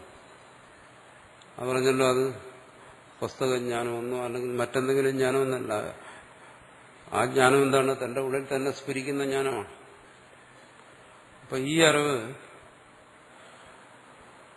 ോടുകൂടി അവനിരിക്കുകയാണ്. പക്ഷെ അതിനെ മറ്റ് ജാഗ്രത അനുഭവങ്ങളിൽ നിന്നും വ്യത്യാസപ്പെടുത്തുന്നതുകൊണ്ട് ജാഗ്രത അനുഭവങ്ങൾ ഒരുപാട് കടന്നുപോയി. അവിടെയൊക്കെ ഈ ശബ്ദസ്പർശാദികളെ കുറിച്ചുള്ള അനുഭവമാണ് ഉണ്ടായത്. ആ അനുഭവത്തിൽ സത്യത്വ ബുദ്ധിയാണ് ഉണ്ടായത്. അതുകൊണ്ട് ഇതിനെ കേവലം ജാഗ്രത അനുഭവം എന്ന് വിളിക്കാൻ വയ്യ. കാരണം എന്തുകൊണ്ട്? ഇത് പരമാർത്ഥത്തെക്കുറിച്ചുള്ള ബോധമാണ്. ആ ബോധത്തിൽ അവൻ അനുഭവപ്പെടുന്ന എന്താണെന്ന് പറയുന്നത്? ഏതത് കൃത്വ കൃതകൃത്യോ യോഗി ഭവതി. അവന്റെ കൃതകൃത്യത, അതാണ് അതിന്റെ ഫലം. ആ കൃതകൃത്യതയ്ക്ക് വേണ്ടിയിട്ടാണ്. ആ കൃതകൃത്യത എന്ന് പറയുന്നത് എങ്ങനെ, ഏതുപോലെ? ഉദാഹരണം പറഞ്ഞാൽ മരുമരീചിയെ കാണുന്നു, ജലമാണെന്ന് ബോധിക്കുന്നു, പിന്നെ അത് ജലമാണെന്ന് അല്ല തത്വമിന്നതാണെന്ന് ബോധിക്കുന്നു, ജലമല്ല എന്നവൻ ബോധിച്ചു. പിന്നെ അവനെ സംബന്ധിച്ചിടത്തോളം അവിടെ ആ ജലത്തെ സംബന്ധിച്ച് കൃത്യങ്ങളൊന്നുമില്ല. മാൻ ഓടുന്നത് പോലെ അവന്റെ പുറത്തൊക്കെ ഓടുന്നില്ല, അതിനെക്കുറിച്ച് സങ്കല്പിക്കുന്നില്ല, വെള്ളം കുടിക്കാൻ ശ്രമിക്കുന്നില്ല. എല്ലാ കൃത്യങ്ങളും അവിടെ അവസാനിച്ചു അവനെ സംബന്ധിച്ച്. കൃത്യം എന്ന് വെച്ചാൽ കർത്തവ്യം. കർത്തവ്യങ്ങളെല്ലാം കൃതമായി കഴിഞ്ഞു. എല്ലാ കർത്തവ്യങ്ങളും ചെയ്തെന്ന് പറഞ്ഞാൽ എന്താണ്? ചെയ്യാനായി ഒന്നും ശേഷിക്കുന്നില്ല എന്നുള്ള അർത്ഥത്തിലാണ് പറയുന്നത്. ആ ജലത്തെ സംബന്ധിച്ച് അവനെന്താണ് ചെയ്യാനെന്താ ശേഷിക്കുന്നു? അവനൊന്നും തന്നെ ശേഷിക്കുന്നില്ല. അവനത് കാണുന്നു, അത്രയല്ല. അതവനിൽ അനുകൂലമോ പ്രതികൂലമോ ആയ യാതൊരു വികാരങ്ങളും ഉണ്ടാകുന്നു. നമുക്ക് പറയാം എന്താണ്? അവനതിനെ നിസ്സംഗമായി കാണുന്നു. അവൻ ധരിക്കുന്നു, ഓ ഇതും വെള്ളമല്ല, ഇതിന്റെ പിറകെ ഓടിയിട്ട് കാര്യമില്ല. ആ വിഷയത്തെ സംബന്ധിച്ച് അവനെന്ത് ചെയ്യുന്നു? അവനൊരു ഉദാസീന ഭാവം വരും. ആ ഉദാസീനത എന്ന് പറയുന്നത് എന്താണ്? അവന്റെ സ്വഭാവം തന്നെയാണ്. ഉദാസീനവത് ആസീ ഗുണൈർ യോന വിചാല്യത എന്നൊക്കെ ഗീതി ചർച്ച ചെയ്തില്ലേ? അതാണ് കൃതകൃത്യത എന്ന് പറയുന്നത്. ആ കൃതകൃത്യത എന്ന് പറയുന്നത് സ്വാനുഭവം തന്നെയാണ്. ഈ പ്രപഞ്ച പ്രതീതിയിലും താൻ തന്റെ അറിവിന്റെ ബലം കൊണ്ട്, നേരത്തെ പറഞ്ഞില്ല വീര്യം ബലം എന്നെല്ലാം പറഞ്ഞു, അറിവിന്റെ ദൃഢത കൊണ്ട് അവൻ പ്രപഞ്ച വിഷയങ്ങളല്ലോ എല്ലാ വിഷയങ്ങളിലും അവൻ ഉദാസീനനായിരിക്കുന്നു, കൃതകൃത്യനായിരിക്കുന്നു. എന്തെങ്കിലും ഇനി ചെയ്യാൻ ശേഷിക്കുന്നു എന്ന് അവന് തോന്നുന്നില്ല. എല്ലാം ചെയ്തതായിട്ടുള്ള ആത്മരതി, ആത്മക്രീഡ എന്നെല്ലാം ഗീതയിൽ പറഞ്ഞില്ല. ആത്മതൃപ്തസ്യ മാനവ ആത്മന്യേവച സന്തുഷ്ട, ആത്മതൃപ്തി, ആത്മസന്തോഷം എന്നെല്ലാം പറയും. ഇത് അനുഭവമാണ്. എങ്ങനെയാണോ ഈ ബോധം അനുഭവമായിരിക്കുന്നത്, അതിനെ തുടർന്ന് വരുന്ന അനുഭവമാണ് കൃതകൃത്യത എന്ന് പറയുന്നത്. ഇതെല്ലാം ഇവിടെ പറയുന്നതെല്ലാം അനുഭവത്തിന്റെ തലമാണ്. അല്ലാതെ ഈ അനുഭവം വിട്ടുള്ള ഏതെങ്കിലും, ഈ അനുഭവങ്ങളെല്ലാം ഒഴിവാക്കി, ഈ അനുഭവങ്ങളെയൊക്കെ വിസ്മരിച്ച് അല്ലെങ്കിൽ ഈ അനുഭവങ്ങളെയൊക്കെ മറികടന്നുള്ള ഒരു തലത്തെക്കുറിച്ചല്ല പറയും. എന്നുവെച്ചാൽ സമാധിയെക്കുറിച്ചല്ല ഇവിടെ ചർച്ച ചെയ്യുന്നു. വാസ്തവത്തിൽ അങ്ങനെ ഒരു സമാധി ആയിരുന്നെങ്കിൽ അതിവിടെ പറയണമായിരുന്നു ഭാഷ്യക്കാരൻ. കാരണം അതിന് പറ്റിയ സ്ഥലമാണ്. ഇവിടെ എന്താണ്? ശ്രവണം, മനനം, നിധ്യാസനം. നിധ്യാസനം എന്ന് പറയുന്നത് ഉപാസന ആണ്, അല്ലെങ്കിൽ ഉപാസനാരൂപത്തിലുള്ള ധ്യാനമാണ്. അതിന്റെ ഫലമായി ഉണ്ടാകുന്ന സമാധിയാണ് എന്നൊക്കെയാണ് ഇവിടെ വ്യാഖ്യാനിക്കേണ്ടത്. ഇവിടെ ഭാഷ്യത്തിൽ എവിടെയെങ്കിലും വരുന്നുണ്ടോ അത്? അപ്പോൾ സമാധിയോടുള്ള വിരോധം കൊണ്ടല്ല പറയുന്നത്, മറിച്ച് ഭാഷ്യകാരൻ അങ്ങനെ വ്യാഖ്യാനിക്കാത്തത് കൊണ്ടാണ് പറയുന്നത്. ഇവിടെ അതിനെല്ലാം പറയുന്നത് എന്തായിട്ടാണ്? അറിവ്. ആ ശ്രോതാവിന്റെ അറിവായിട്ടാണ് ഇതിനെ പറയുന്നത്. അതിനപ്പുറം മറ്റൊന്നായിട്ട് ഇതിനെ നമ്മൾ ഭാവന ചെയ്യുന്ന ഒന്നായിട്ടും ഇവിടെ പറയുന്നില്ല. അങ്ങനെ ഒരു ആശയം ഉണ്ടായിരുന്നെങ്കിൽ അത് ഇവിടെ പറഞ്ഞു. ഇവിടെ എന്താ പറയുന്നത്? സർവ്വ അനാത്മപ്രത്യയ തിരസ്കരണം. അനാത്മപ്രത്യയങ്ങളെ അവൻ തിരസ്കരിക്കുന്നു. പിന്നെ എന്ത് ചെയ്യുന്നു? ഏതത് കൃത്വ, അത് ചെയ്യേണ്ട ഒരു കാര്യമാണ്. ഭാഷ്യം പറഞ്ഞല്ലോ, അത് പ്രയത്നം ആവശ്യമാണ്, പ്രയത്നം സാധ്യമായൊരു കാര്യമാണ്. അതുകൊണ്ട് അവൻ കൃതകൃത്യനാകുന്നു. അവനാണ് യോഗി. അല്ലാതെ സമാധിയിരിക്കുന്ന യോഗിയെക്കുറിച്ചല്ല ഇവിടെ ചർച്ച ചെയ്യുന്നു. അങ്ങനെ ഒരു യോഗമുണ്ട്, സമാധിയുണ്ട്, അതിനെ നിഷേധിക്കില്ല. ഇവിടെ അദ്വൈതത്തിൽ എന്താണ് സമാധി എന്നുള്ളതാണ്. അത് ആവർത്തിച്ച് പറയുന്നത്, ഉറപ്പിച്ച് പറയുന്നത് ഇതിനെക്കുറിച്ച് ആൾക്കാർക്ക് ഭ്രമമുള്ളതാണ്. അദ്വൈതത്തെക്കുറിച്ച് ചിന്തിക്കുന്നവർ തന്നെ ഇതിൽ വളരെ ഭ്രമിച്ചിരിക്കുകയാണ്. സന്യാസത്തിൽ ഭ്രമിച്ചിരിക്കുകയാണ്, സമാധിയിൽ ഭ്രമിച്ചിരിക്കുകയാണ്.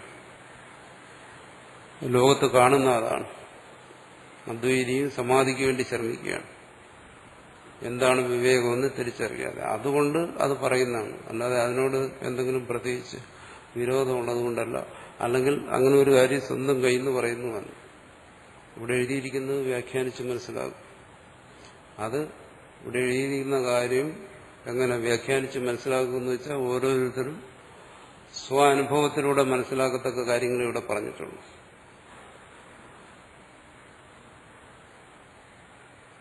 ആ സ്വാനുഭവത്തിലൂടെ മനസ്സിലാക്കുന്നവരും പ്രത്യേകിച്ച് ശ്രദ്ധിക്കും. സമാധി എന്ന് പറയുന്നത് സ്വാനുഭവത്തിലൂടെ മനസ്സിലാക്കുന്ന കാര്യമല്ല. അതെന്താണെന്ന് ചോദിക്കും. കാരണം നമ്മുടെ അനുഭവം എന്ന് പറയുന്നത് എന്താണ്? ഇപ്പൊ കയ്യിലുള്ള അനുഭവം, ഈ ജാഗ്രതാണ് നമ്മുടെ കയ്യിലുള്ളത്. മറ്റ് ഒന്നും നമ്മുടെ കയ്യിലില്ല. സുഷുപ്തിയില്ല, സ്വപ്നമില്ല, സമാധിയില്ല, ഒന്നുമില്ല. അപ്പോൾ ഇപ്പോൾ അനുഭവം എന്ന് പറയുന്നത് ജാഗ്രതാണ്. അപ്പോൾ ഈ ജാഗ്രതത്തിലാണ് ഇവിടെ എല്ലാം സംഭവിക്കുന്നത്. ശ്രവണവും മനനവും നിധ്യാസനവും എല്ലാം സംഭവിക്കുന്ന അതാണ്. അപ്പോൾ ഇവിടെ അതെല്ലാം സ്വാനുഭവമാണ്. ഈ ജാഗ്രതത്തിലെ തന്നെ അനുഭവമാണ്. അപ്പോൾ അനുഭവത്തിലൂടെയാണ് ഇതിനെ മനസ്സിലാക്കുന്നത് എന്ന് പറയുന്നത്. അതുകൊണ്ടാണ് മറ്റെന്തെങ്കിലും മനസ്സിലാക്കണമെങ്കിലും ഇത് വിട്ടുപോകണം, ഈ അനുഭവത്തിന്റെ തലത്തെ വിടണം. എന്നിട്ട് എന്ത് ചെയ്യണം? മറ്റേതോ ഒരു അനുഭവ തലത്തെ നമുക്ക് ഭാവന ചെയ്യേണ്ടി വരും. സുഷുപ്തിയെക്കുറിച്ച് നമ്മൾ എങ്ങനെയാണ് ഇപ്പോൾ അറിയുന്നു? വെറും ഭാവനയിലൂടെ. സ്വപ്നത്തെക്കുറിച്ച് എങ്ങനെ അറിയുന്നു? ഭാവനയിലൂടെ. സമാധിയെക്കുറിച്ച് എങ്ങനെ അറിയുന്നു? ഭാവനയിലൂടെ. അവിടെ അനുഭവം ഉണ്ടോ? ഇല്ലല്ലോ. ഇവിടെ ഈ ജാഗ്രതത്തിൽ ശ്രവണ മനനങ്ങളെന്ന് പറയുന്നത് സ്വാനുഭവം. ഈ അനുഭവത്തിലൂടെ അറിയുന്ന കാര്യമാണ് ഇവിടെ പറയുന്ന കൃതകൃത്യത. അല്ല ഇങ്ങനെ അനാത്മപ്രത്യയ തിരസ്കരണം, പിന്നെന്താണ് ശ്രവണത്തിലൂടെ ഒരു ജ്ഞാനം, ഇതെല്ലാം ഇവിടെ നേടിയിട്ട് ഇനി വേറെ സ്ഥലത്ത് പോയിട്ട് കൃതകൃത്യനാവെന്ന് പറയുന്നുണ്ടോ? വ്യക്തമായി ധരിക്കേണ്ട കാര്യമാണ്. ഇവിടെ തന്നെയാണ് സംഭവിക്കുന്നത്. എപ്പോഴാണോ ഒരുവന് ഈ ബോധം ഉണ്ടാകുന്നത് ആ സമയത്ത് തന്നെയാണ് കൃതകൃത്യത. അത് ആർക്കാണോ ഈ ബോധം ഉണ്ടാകുന്നത് അവനാ കൃതകൃത്യത പ്രത്യേകിച്ച് അനുഭവിപ്പിക്കേണ്ട കാര്യമില്ല. ആ ബോധം ഉണ്ടാകുന്ന സമയത്ത് അവൻ കൃതകൃത്യൻ തന്നെയാണ്. പിന്നെ ആ കൃതകൃത്യത നഷ്ടപ്പെടുന്ന ഇപ്പോൾ ഇവിടെ ഈ പറഞ്ഞതുപോലെ അനാത്മപ്രത്യയങ്ങൾ വരുമ്പോൾ അത് എന്താ ഉണ്ടാക്കാൻ ശ്രമിക്കുക? മനസ്സിന്റെ സ്വഭാവമാണ്. നേരത്തെ പറഞ്ഞാൽ അത് പരിണമിച്ചുകൊണ്ടിരിക്കും. അതിന് ആത്മാഭിമുഖമായി പരിണമിക്കാൻ കഴിഞ്ഞില്ലെങ്കിൽ അത് വിഷയാഭിമുഖമായി പരിണമിക്കും. അതിനെ തുടർന്ന് പല കാര്യങ്ങളും വരും. താതാത്മ്യം, ഇവിടെ പറയുന്നില്ല, അധ്യാസം, താതാത്മ്യം, ഇതെല്ലാം വരുന്നു. അത് ഇതിന്റെ സ്വഭാവമാണ്. എങ്ങനെയാണോ ഈ ബോധം ഉണ്ടാകുമ്പോൾ അതിനെ തുടർന്ന് വരുന്ന എന്താണ്? കൃതകൃത്യത, ആ അനുഭവം. അത് അതിനെ തുടർന്ന് വരുന്നത് പോലെ, മറിച്ച് വിഷയരൂപത്തിലാണ് മനസ്സ് പരിണമിക്കുന്നതെങ്കിൽ അതിനെ തുടർന്ന് കാമക്രോധാദികളും മറ്റ് വിഷയങ്ങളെ സംബന്ധിച്ചുണ്ടാവും. ഇത് രണ്ടും സ്വാഭാവികമായി സഹജമായി സംഭവിച്ചുകൊണ്ടിരിക്കുകയാണ്. അതിൽ ഒന്നിനെ ഒഴിവാക്കിയിട്ട് മറ്റൊന്നിനെ സ്വീകരിക്കാനാണ് ഇവിടെ പറയുന്നത്. അതുകൊണ്ട് ഇതാണ് വാസ്തവത്തിൽ അനുഭവം എന്ന് പറയുന്നത്. മറ്റെല്ലാം അനുഭവത്തെക്കുറിച്ചുള്ള പ്രത്യാശകളാണ്. ഇപ്പോൾ സുഷുപ്തി എന്ന് പറയുന്നത് നമ്മുടെ ഒരു ആഗ്രഹം മാത്രമാണ്. എന്നുവെച്ചാൽ ഉണർന്നിരിക്കുന്നവരുടെ ആഗ്രഹം മാത്രമാണ്. നമ്മുടെ കയ്യിലിപ്പോൾ ഇല്ല. അതുപോലെയാണ് സമാധി ഉൾപ്പെടെയുള്ള എല്ലാ കാര്യങ്ങളും, സ്വപ്നമല്ല. പക്ഷെ ഇതോ അങ്ങനെയല്ല. ഇത് ശ്രവണ സമയത്ത് തന്നെയുള്ള അനുഭവമാണ്, ജാഗ്രതയിൽ തന്നെയുള്ള അനുഭവമാണ്. ആ അനുഭവത്തിന്റെ തുടർച്ചയാണ് എന്ത് കൃതകൃത്യത. അതും അവന് അനുഭവപ്പെടുന്നു. ഇത് ബോധ്യപ്പെട്ടു എന്നറിഞ്ഞാൽ പിന്നെന്താ? പിന്നൊന്നുമില്ലല്ലോ. പിന്നെ ശ്രവണമനങ്ങൾ തുടരുന്നതോ അതിന് സമാനം പറഞ്ഞു. എന്താണ്? മിഥ്യാപ്രത്യം വരുന്നു, മനസ്സിന്റെ പ്രപഞ്ചപ്രതീതി വരുന്നു, അതോടൊപ്പം മിഥ്യാപ്രത്യം വരുന്നു. അങ്ങനെ വരുമ്പോൾ അവന് വീണ്ടും ശ്രവണമാനനാദികൾ കർത്തവ്യമായി വരുന്നു. അതാണ് അത് പറഞ്ഞല്ലോ. ഇത്തരം ഒരു ജ്ഞാനത്തിന് ശേഷവും ഭാഷ്യകാരൻ നിർബന്ധം പിടിക്കുന്ന എന്താണ്? ഭിക്ഷാടനം എന്ന് പറയുന്ന പോലെയാണ്. എന്തിനാ അങ്ങനെ ഒരു ഭിക്ഷാടനം നിർബന്ധം പിടിക്കുന്നത്? ഒരു ജ്ഞാനം ഉണ്ടായി അതിലെല്ലാം അവസാനിപ്പിച്ചുകൂടെ? പരമാർത്ഥ ജ്ഞാനം ഉണ്ടായി അവസാനിപ്പിച്ചാൽ പറയില്ല. എന്തുകൊണ്ട്? അവിടെ പ്രപഞ്ചപ്രതീതിയുണ്ട്. പ്രപഞ്ചപ്രതീതി വരുമ്പോൾ ശരീരം വരുന്നു. ശരീരം വരുമ്പോൾ ക്ഷുത്പിപാസാദിയുടെ അനുഭവം ഉണ്ടാകുന്നു. അപ്പൊ അതിനെ എങ്ങനെ കൈകാര്യം ചെയ്യണമെന്നുള്ള കാര്യത്തിനാണ്. അല്ല അത്തരം അനുഭവങ്ങളില്ല എന്നുള്ളതല്ല. മനസ്സുണ്ടോ, മനസ്സ് പരിണമിക്കുമോ, അത് ആ മനസ്സിന്റെ സ്വഭാവം അനുസരിച്ച്. മനസ്സവിടെ സാത്വികമാണെങ്കിൽ അതിനനുസരിച്ചുള്ള പരിണാമങ്ങൾ വരും. പ്രാണൻ അതിന്റെ സ്വഭാവം കാണിക്കും, ശരീരം അതിന്റെ സ്വഭാവം കാണിക്കും. അതനുസരിച്ചുള്ള പ്രതീതികളെല്ലാം ഉണ്ടാകും തത്വജ്ഞാനത്തിൽ. അപ്പോൾ അതിനെ കൈകാര്യം ചെയ്യുന്നതിന് വേണ്ടിയിട്ട് അന്ന് പറഞ്ഞൊരു ഉപായമാണ് എന്താണ്? ഭിക്ഷാടനം സ്വീകരിക്കുക. അപ്പോൾ എന്തുകൊണ്ടത് പറഞ്ഞു? വ്യവഹാര ബാഹുല്യം കൊണ്ട് ഈ വിപരീത പ്രത്യം വീണ്ടും ദൃഢമാകാതിരിക്കുക. അപ്പോൾ ആ വ്യവഹാര ബാഹുല്യത്തെ കുറയ്ക്കും. അതാണ് അവിടെ ഉദ്ദേശിച്ചത്. പിന്നെ തത്വജ്ഞാനികൾ എന്താണ്? ആ തത്വജ്ഞാനത്തിൽ ദൃഢത വരുന്നതിനനുസരിച്ച് ജനകന്റെയും മറ്റും ഉദാഹരണം പറയുന്നു. അപ്പോൾ അവരെ സംബന്ധിച്ചിടത്തോളം ആ വ്യവഹാര ബാഹുല്യത്തെ അതിജീവിക്കത്തക്ക തത്വദാർഢ്യം അവരിലുണ്ടായിരുന്നു. എല്ലാവർക്കും അത് വരണമെന്നില്ല. അതുകൊണ്ട് രാജ്യഭരണം പോലെയുള്ള വ്യവഹാരം വന്നാലും ഭഗവാന്റെ പറഞ്ഞല്ലോ അവിടെ ക്ഷാത്രചേഷ്ടിതമായ കർമ്മങ്ങൾ, യുദ്ധം പോലെയുള്ള കർമ്മങ്ങളെല്ലാം വന്നിട്ടും അതൊന്നും ജ്ഞാനത്തെ ബാധിച്ചില്ല. അതെന്തുകൊണ്ട്? ആ ജ്ഞാനത്തിന്റെ ദാർഢ്യം കൊണ്ട്. ജനകന് ആ ദാർഢ്യം ഉണ്ടായിരുന്നു. പക്ഷെ ഒരാൾ ആ ജ്ഞാനത്തെ ഒരു സാധനയായി സ്വീകരിക്കുമ്പോൾ, ജ്ഞാനാർജനത്തെ ഒരു സാധനയായി സ്വീകരിക്കുമ്പോൾ ആ ജ്ഞാനത്തിന് ആ ദൃഢത വരത്തില്ല. അപ്പോൾ അത്തരം വ്യവഹാരങ്ങളിലേക്ക് പോയി കഴിഞ്ഞാൽ അത് ജ്ഞാനത്തിന് മനസ്സിന് ഒരുപാട് വിക്ഷേപം ഉണ്ടാക്കുന്ന വ്യവഹാരങ്ങളിൽ പോയി കഴിഞ്ഞാൽ അത് ജ്ഞാനത്തിനെ ബാധിക്കും. ബാധിക്കാന്ന് വെച്ചാൽ ജ്ഞാനം അവിടെ നിഷ്പ്രയോജനമായി തീരും. ആ ജ്ഞാനത്തിന് ഈ പറയുന്ന വിപരീത പ്രത്യയങ്ങൾ കൊണ്ടോ അല്ലെങ്കിൽ സംശയാദികൾ കൊണ്ടോ ജ്ഞാനം നിഷ്പ്രയോജനമായി തീരും. പ്രയോജനമില്ലാതെ വരും. ജ്ഞാനം നേടിയതിന് മാറ്റമില്ല, പക്ഷെ അത് പ്രയോജനമില്ലാതെ വരും. ഈ ജീവിതയാത്രയിൽ ഈ പ്രപഞ്ചപ്രതീതിയിൽ ആ ജ്ഞാനം നിഷ്പ്രയോജനമായി തീരുന്നു. പറയുന്നല്ലോ, ആ അറിവുണ്ടായിട്ടും അവന് അതുകൊണ്ട് യാതൊരു പ്രയോജനവും വന്നില്ല. കാരണം അവന്റെ അറിവ് ദുർബലമായിരുന്നു. അവന്റെ അറിവ് ആ വിവേകം അറിഞ്ഞ് പ്രവർത്തിക്കാൻ പറ്റിയില്ല. മോഷണം അപകടമാണെന്ന് കള്ളനറിയാം. കാരണം അവൻ മോഷണത്തിന്റെ ഫലമായി പലതവണ ജയിലിൽ പോയതാണ്. പക്ഷെ എന്നാലും അവൻ മോഷ്ടിക്കും. വിവേകമില്ലാത്തതുകൊണ്ടാണോ? അവനത് തിരിച്ചറിയാം, ഇത് അപകടം പിടിച്ച കാര്യമാണ്, ഏത് സമയം പിടിക്കപ്പെടാം, ഏത് സമയം ജയിലിൽ പോകാം, അവിടെ കഷ്ടപ്പാടുകൾ അനുഭവിക്കും. അപ്പോൾ ഈ മോഷണത്തിലൂടെ ആർജിക്കുന്ന ധനം കൊണ്ട് സുഖിക്കാനാണല്ലോ അവൻ ഇത് ചെയ്യുന്നതല്ല, ജയിലിൽ പോയി കിടന്ന് നിറയിക്കാനല്ലോ. പക്ഷെ ആ വിവേകം ഉണ്ടെങ്കിലും ശരി, അവൻ വീണ്ടും മോഷ്ടിക്കും. എന്തുകൊണ്ട്? ആ വിവേകത്തെ അതിജീവിക്കുന്ന വിപരീത പ്രത്യാവനുണ്ട്. വീണ്ടും അവന്റെ മനസ്സ് പറയും, എന്താണ്, നീ മോഷ്ടിക്ക്, ഒരുപക്ഷെ പിടിക്കപ്പെടാതിരിക്കാം, ഒരുപക്ഷെ ജയിലിൽ പോകാതിരിക്കാം, എന്നാൽ ഈ സമ്പത്തുകൊണ്ട് നിനക്ക് വീണ്ടും സുഖിക്കാം. ഇതാണ് വിപരീത പ്രത്യം. പക്ഷെ വിവേകം അവിടെ ഉണ്ട്, അത് നഷ്ടപ്പെട്ടിട്ടില്ല. അപ്പോൾ അവിടെ പറയും എന്താണ്, അതിനെ അഭിഭൂതമാക്കി എന്ന് പറയും, കീഴ്പ്പെടുത്തി എന്ന് പറയും. അതുപോലെ തന്നെയാണ് ഇവിടെ വ്യവഹാരത്തിൽ വരുമ്പോൾ ചിലപ്പോൾ ഈ വിവേകത്തെ വിപരീത പ്രത്യം നിഷ്പ്രയോജനമാക്കിക്കൊള്ളാം. വിവേകം ഇല്ലാതായിട്ടല്ല. അവിടെ പറയുന്നത് എന്താണ്? മനനം. അതുകൊണ്ട് അതിനെ തിരസ്കരിക്കുക, വിപരീത പ്രത്യയത്തെ തിരസ്കരിക്കുക. അങ്ങനെ വിപരീത പ്രത്യയത്തെ തിരസ്കരിക്കുമ്പോൾ അതിനെ പറയുന്നത് എന്താണ്? അവിടെ ജ്ഞാനദാർഢ്യം, മിഥ്യാജ്ഞാനത്തെ തിരസ്കരിക്കും. ആ ജ്ഞാനദാർഢ്യം വന്നവരാണ് ആര്? ജനകനും മറ്റും. അപ്പോൾ അവരെ സംബന്ധിച്ചിടത്തോളം പ്രപഞ്ച പ്രതീതി, അവരുടെ മുമ്പിൽ പ്രപഞ്ചം ഉണ്ടായിരുന്നു, ആ പ്രപഞ്ചത്തിൽ അവർ വ്യവഹരിച്ചു. എന്ന് വെച്ചാൽ എന്താണ്? ഇന്ദ്രിയങ്ങൾ പ്രവർത്തിച്ചു.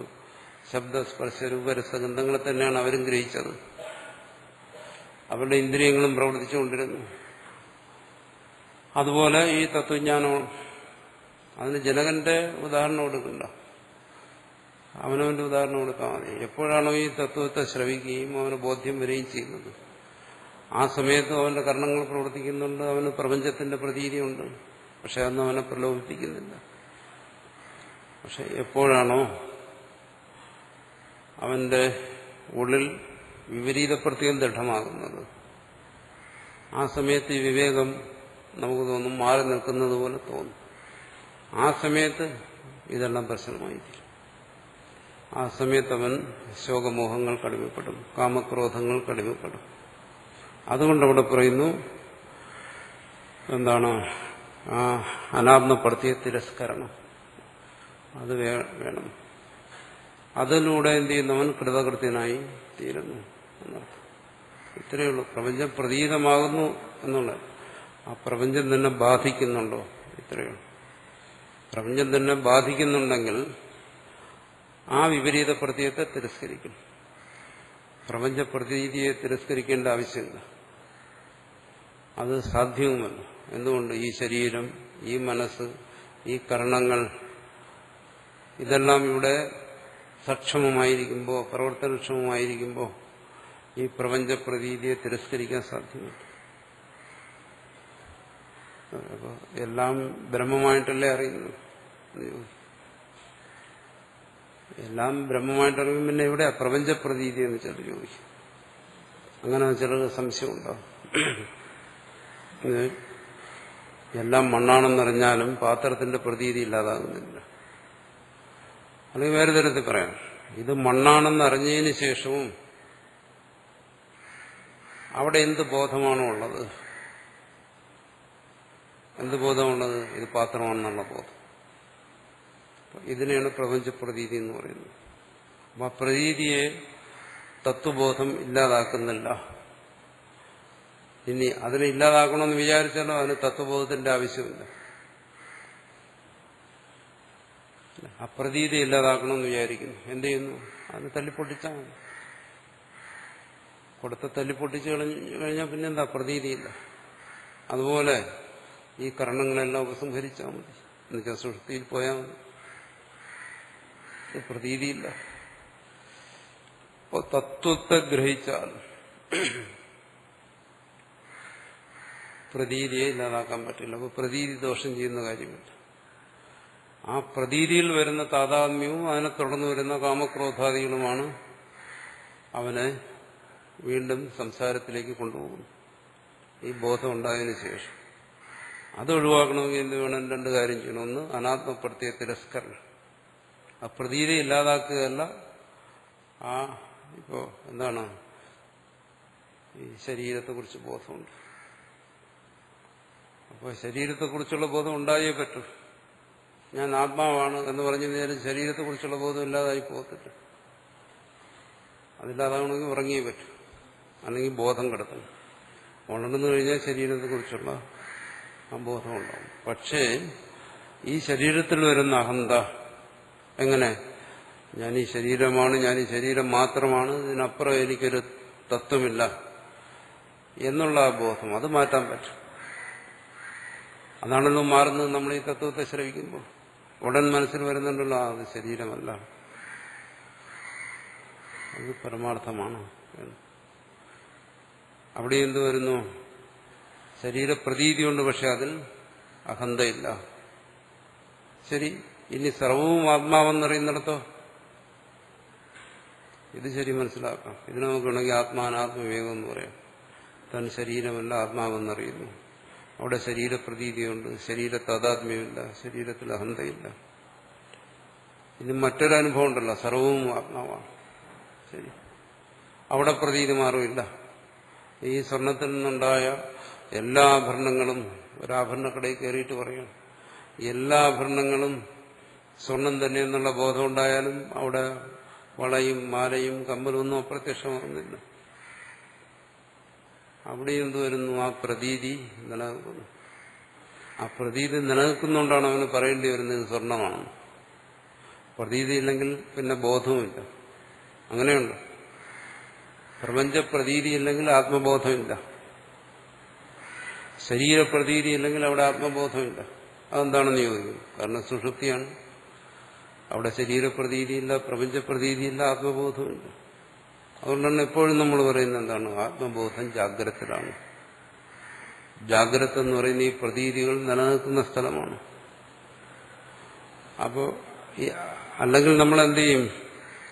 അങ്ങനെ പ്രതീക്ഷിക്കും, ഞാൻ ജ്ഞാനിയല്ല. എന്തുകൊണ്ട്? എന്റെ മുമ്പിൽ കാണുന്ന ഈ പ്രപഞ്ചമൊക്കെ മാറിയിട്ട് ഇവിടെ ആത്മാവെന്ന് പറയുന്ന ഒരു വസ്തു എനിക്ക് പ്രത്യക്ഷപ്പെടുന്നില്ല.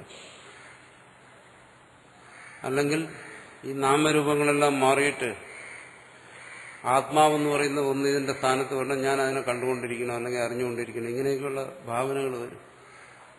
അങ്ങനെ ഒരു സാധനമല്ല ഇത്. നമുക്ക് കണ്ടുകൊണ്ടിരിക്കാനും കേട്ടുകൊണ്ടിരിക്കാനും ഒന്നും അങ്ങനെ ഒരു സാധനമാണോ ആത്മാവെന്ന് പറയുന്നത്? ഇതെല്ലാം മാറിയിട്ട് അതിന്റെ സ്ഥാനത്ത് ആത്മാവ് വരാൻ, അതൊക്കെ മിഥ്യാധാരണകളാണ്. അങ്ങനെയൊന്നും സംഭവിക്കുന്നില്ല. മറിച്ച് എന്താണ്? അതിന്റെ തത്വം അത് ഗ്രഹിക്കുന്നു. അത് പ്രതീതമാകുമ്പോൾ, വളയോ മാലയോ കമ്മലോ ഒക്കെ പ്രതീതമാകുമ്പോൾ അതിന്റെ തത്വത്തെ ഗ്രഹിക്കുന്നു. അതുപോലെ ശബ്ദം, സ്പർശം, രൂപം, രസം, ഗന്ധം ഇത് പ്രതീതമാകുമ്പോൾ അത് ഇതിന്റെ തത്വത്തെ ഗ്രഹിക്കുന്നു. അപ്പോൾ വിപരീത പ്രത്യയം എന്ന് പറയുന്നത് ഇതല്ല, പ്രതീതിയല്ല. ഇതിൽ വരുന്ന തന്റെ സത്യത്വബോധവും അല്ലെങ്കിൽ ഇതാണ് ആനന്ദമെന്ന് കരുതുക, ഇങ്ങനെയൊക്കെ വരുന്നിടത്താണ് വിപരീത പ്രത്യയം എന്ന് പറയുന്നത്. അതിനെ തിരസ്കരിക്കുന്നു. അപ്പോൾ ഈ പ്രപഞ്ചത്തിൽ ഇരുന്നുകൊണ്ട് തന്നെ, ഈ ജാഗ്രത അനുഭവത്തിൽ നിന്നുകൊണ്ട് തന്നെ എന്ത് ചെയ്യുന്നു? എങ്ങനെയാണോ അവന് ഈ ബോധം ഉണ്ടാകുന്നത് പോലെ അവന് കൃതകൃത്യതയുടെയും അനുഭവം ഉണ്ടാകും. അത് ആ ബോധത്തിലേ ഉള്ളൂ.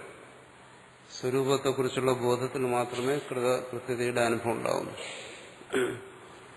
ഇതേ ഉള്ളൂ എന്ന് ചോദിക്കുകയാണ്. ഇത് മതി, ഇതിന്റെ അപ്പുറമൊന്നുമില്ല, ഇതിന്റെ അപ്പുറം ഒന്നിന്റെ ആവശ്യമില്ല. അതാണ് ഇവിടെ പറയുന്നത്. എന്താണ്? സർവാനാത്മപ്രത്യ തിരസ്കരണം ഏത് കൃതകൃത്യോ യോഗി ബോധി പറയുന്നു. അമൂനം ച, അടുത്ത അമൂനത്തെ കുറിച്ച് പറയുന്നു. ഇവിടെ മന്ത്രത്തില് പറഞ്ഞു എന്താണ്? ബാല്യഞ്ച പാണ്ഡിത്യഞ്ച നിർവിദ്യ, ബാല്യത്തെയും പാണ്ഡിത്യത്തെയും നേടിയിട്ട് എന്നുവെച്ചാൽ ശ്രവണമനനങ്ങൾ. അധ മുനിഹി, നിശ്ചയം, ശുദ്ധജ്ഞാനം പറയുന്നു. അമൗനഞ്ച മൗനഞ്ച നിർവിദ്യ അധ ബ്രാഹ്മണ പറയുന്നു. അപ്പൊ അവിടെ ഈ അമൗനത്തെയും മൗനത്തെയും എന്ന് പറയുന്നത് എന്താണ്? പിന്നീട് ബ്രാഹ്മണൻ എന്ന് പറയുന്നത് എന്താണ്?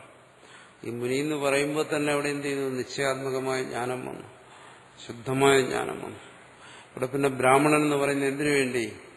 അതിന്റെ ഫലമായ കൃതകൃത്യതയെക്കുറിച്ച് പറയുന്നതിന് വേണ്ടിയിട്ടാണ് അത് പറയുന്നത്. അല്ല പിന്നെ പ്രത്യേകിച്ചൊരവസ്ഥയെക്കുറിച്ച് പറയാൻ വേണ്ടിയല്ല. അതാണ് അടുത്ത് പറയുന്നത്. അമൗനം ച, അതിനെ വ്യാഖ്യാനിക്കുന്നു. ആത്മജ്ഞാന അനാത്മപ്രത്യ തിരസ്കാരവും, രണ്ടിനെയും കൂടെ ചേർത്താണ് അമൗനം എന്ന് പറയുന്നത്. കാരണം മൗനത്തിന് നേരെ വിപരീതമായിട്ടുള്ളതാണല്ലോ അമൗനം. ഒന്ന് ആത്മജ്ഞാനം, അത് ശ്രവണത്തിലൂടെ നമുക്ക് കിട്ടുന്നത്. നമ്മൾ മുമ്പ് പറഞ്ഞിട്ടുണ്ടല്ലോ, ആ ശ്രവണത്തിൽ തന്നെ ജ്ഞാനം ഉണ്ടാകുന്നു എന്ന് പറഞ്ഞു. അപ്പോൾ ശ്രവണമെന്ന് പറഞ്ഞാൽ എവിടെയെങ്കിലും തത്വമസി എന്ന് കേട്ടുകഴിഞ്ഞാൽ അത് ശ്രവണമാകത്തില്ല. അപ്പോൾ ഏത് തരത്തിലാണോ അത് ആത്മജ്ഞാനത്തിന് ഉപയോഗിയാക്കിത്തീരുന്ന അത്തരത്തിലുള്ള ശ്രവണം. ആത്മബോധത്തിന് ആ ശ്രവണം എന്ന് പറയുന്നത് ചിലപ്പോൾ ആവർത്തിക്കേണ്ടി വരും. ശ്രവണം എപ്പോഴാണോ അത് ആത്മബോധത്തെ ഉണ്ടാക്കുന്നത്, അതുവരെ സംഭവിച്ച എല്ലാം കൂടെ ചേർത്തിട്ടാണ് ശ്രവണമെന്ന് പറയുന്നത്. അതിനുവേണ്ടിയിട്ട് അവിടെ ശ്രവണവും മനനവും നിധ്യാസനവും എല്ലാം സംഭവിച്ചിരിക്കും. ആ ശ്രവണം കൊണ്ടുണ്ടാകുന്ന ആത്മജ്ഞാനം എന്ന് പറയുമ്പോൾ അത് ഒരു നിമിഷമോ അല്ലെങ്കിൽ ഒരു ദിവസമോ ഒന്ന് സംഭവിക്കുന്ന ഒരു കാര്യത്തെക്കുറിച്ചല്ല പറയുന്നു. ആർക്കാണോ ഇതിനെക്കുറിച്ചുള്ള ബോധം ഉണ്ടാകുന്നു, ആ ശ്രവണത്തിൽ നിന്നുണ്ടാകുന്ന ജ്ഞാനം അത് വ്യക്തമാണ്, നിശ്ചയാത്മകമാണ് എന്ന് പറഞ്ഞാൽ അവിടെയും മനനവും നിധ്യാസനവും ഒക്കെ സംഭവിച്ചിരിക്കുന്നു. പക്ഷെ അങ്ങനെ വന്നിട്ടും പറഞ്ഞല്ലോ വീണ്ടും വിപരീത പ്രത്യം വരുന്നു.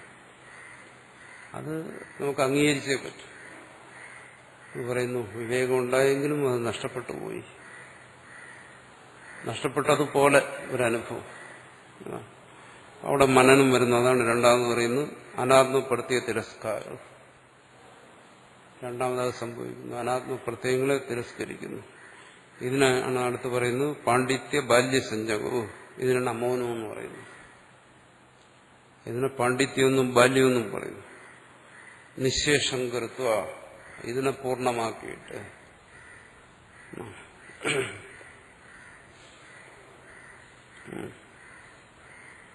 നിശേഷങ്കൃത്വ,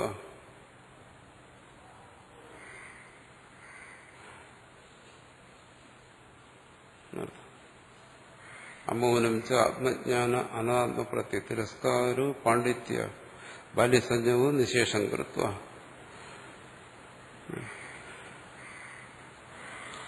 മൗനം നാമ അനാത്മപ്രത്യ തിരസ്കരണസ്യ പര്യവസാന ഫലം. അപ്പൊ ശരിക്കും മൗനം എന്ന് പറഞ്ഞാൽ എന്തായി? ഈ അനാത്മപ്രത്യ തിരസ്കരണത്തിന്റെ പര്യവസാനം, ഫലം, അതാണ് പറയുന്നത്. ആ ഫലം എന്ന് പറയുന്നത് എന്താണ്? ബ്രഹ്മൈവ സർവമിതി പ്രത്യ ഉപജായത്തെ. എന്നാണ് ആ ഫലം എന്ന് പറയുന്നത്. അവിടെ പറയുന്ന ഉപയോഗിക്കുന്നതാണ് ഉപജായത്തെ എന്നാണ്. അത് ആ സന്ദർഭത്തിൽ പറയുന്നത് ഇത് തുടർന്ന് ഉണ്ടാകുന്ന ഒരു കാര്യമെന്നാണ്. തുടർന്ന് ഉണ്ടാകുന്നു എന്നുവെച്ചാൽ നേരത്തെ ഇല്ലാതിരുന്നതല്ല, നേരത്തെ അതുണ്ടായിരുന്നു. സാക്ഷാത് അപരോക്ഷാത് ബ്രഹ്മ എന്നാണ് തുടങ്ങിയത്. സ്വസ്വരൂപം സദാ ജ്ഞാനരൂപത്തിൽ തന്നെ പ്രകാശിച്ചുകൊണ്ടിരിക്കുകയാണ്. അതിന് മാറ്റമൊന്നും സംഭവിച്ചില്ല. പക്ഷേ ഇവിടെ ശ്രവണവും മനനവും എല്ലാം വേണ്ടി വന്നു. അപ്പോൾ ആ മനനത്തിന്റെ ഫലമായി നിശ്ചയാത്മകമായ അല്ലെങ്കിൽ ശുദ്ധമായ അല്ലെങ്കിൽ ദൃഢമായ ജ്ഞാനം ഉണ്ടാകും. അതാണ് ഇവിടെ പറഞ്ഞത് അനാത്മപ്രത്യ തിരസ്കരണസ്യ പര്യവസാനം. അതങ്ങനെ പര്യവസാനം ചെയ്യുന്നു എന്നർത്ഥം. മൗനം അത് ഫലം, തച്ച നിർവിദ്യ, ആ ഫലത്തെ നേടിയിട്ടെന്ന് വെച്ചാൽ ആ ജ്ഞാനത്തെ നേടിയിട്ട് എന്നർത്ഥം. അപ്പോൾ മനനത്തിന്റെ ഫലമായ ജ്ഞാനം. മനനാത് മുനി എന്ന് പറഞ്ഞത് മുനിയുടെ ഭാവത്തെയാണ് പറയുന്നത്. മൗനം അവസ്ഥ, അതിനാണ് മൗനം എന്ന് പറയുന്നത്.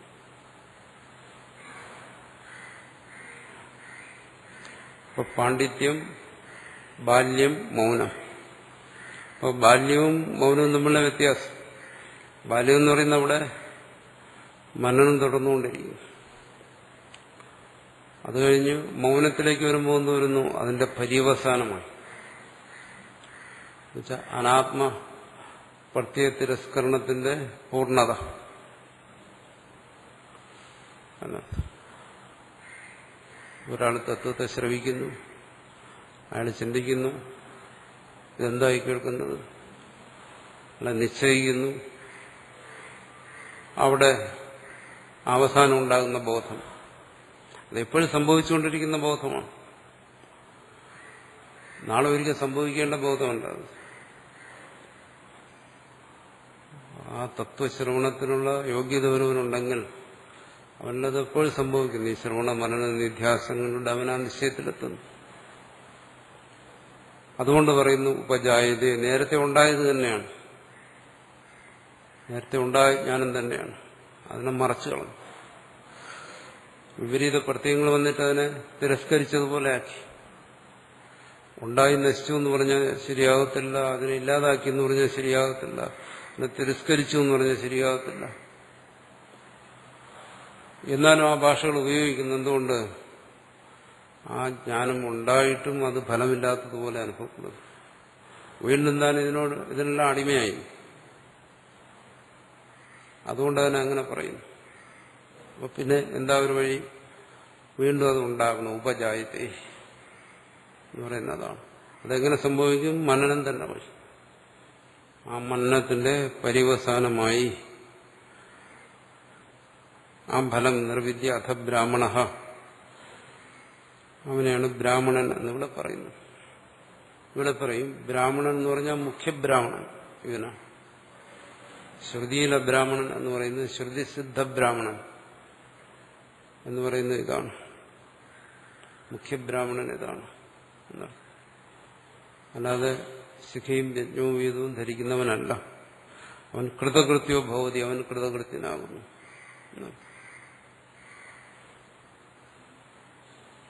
എന്തുകൊണ്ട്? ആ കൃതകൃത്യത എന്ന് പറയുന്നത് എന്താണ്?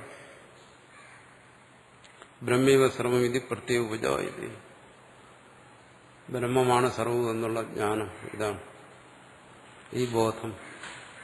അത് മനനം കൊണ്ടുവരുന്ന ആ ബോധം അതുണ്ടാകുന്നു. സബ്രാഹ്മണ കൃതകൃത്യോ, അവൻ കൃതകൃത്യൻ ആകുന്നു. അവന് പിന്നീട് കർത്തവ്യങ്ങളൊന്നും ശേഷിക്കുന്നില്ല. അതോ ബ്രാഹ്മണ, അതുകൊണ്ടാണ് അവനെ ബ്രാഹ്മണൻ എന്ന് പറഞ്ഞത്. ആർക്കാണോ ഇങ്ങനെ ഒരു ബോധം ഉണ്ടാകുന്നത്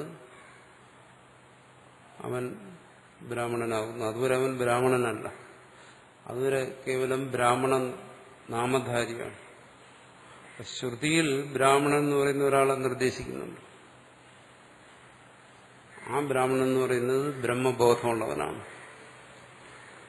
അല്ലാതെ ലോകത്ത് സാധാരണ കാണുന്ന ബ്രാഹ്മണനല്ല എന്നർത്ഥം. അപ്പോൾ ഒരു ജീവന് മഹത്വം അല്ലെങ്കിൽ വിശേഷത വരുന്നത് ഈ ബോധം കൊണ്ടാണ്. മറ്റു പലതുകൊണ്ടും ഒരാൾക്ക് വിശേഷത വരും.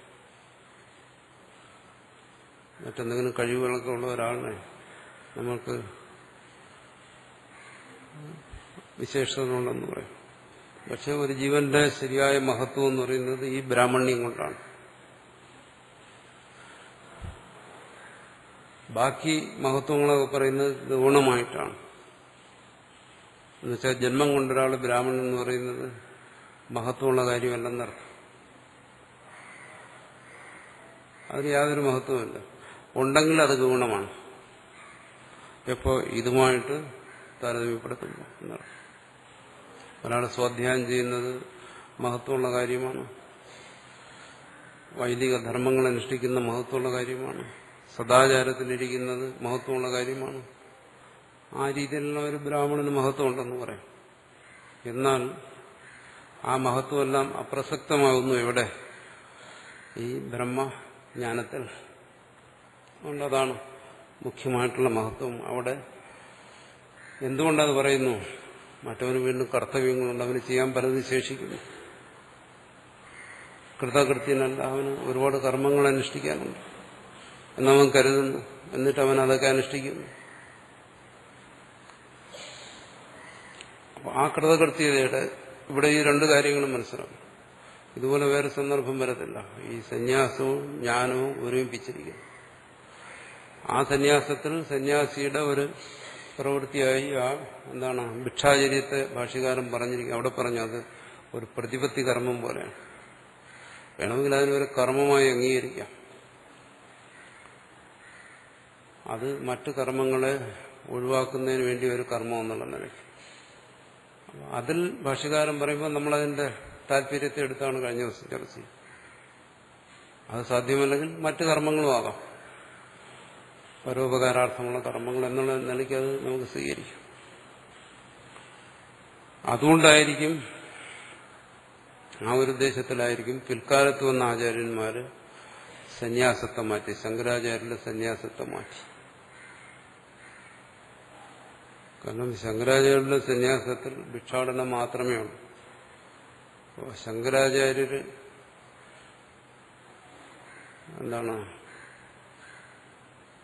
ആരംഭിച്ച സന്യാസം എന്ന് പറഞ്ഞ് പ്രചാരത്തിലിരിക്കുന്നതാണ് ഇന്നത്തെ ദശനാമ സന്യാസം, ശങ്കരാചാര്യന്മാരുടെ സന്യാസം.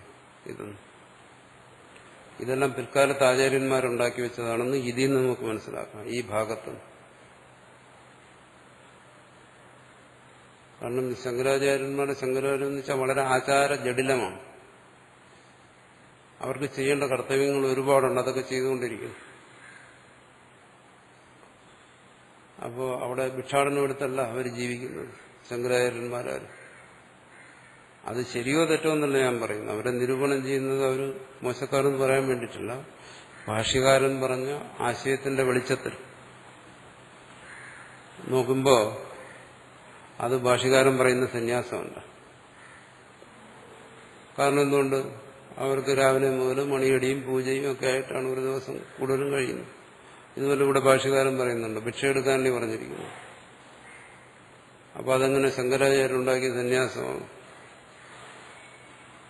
ദശനാമി സന്യാസം എന്ന് പറയുന്നു. അതും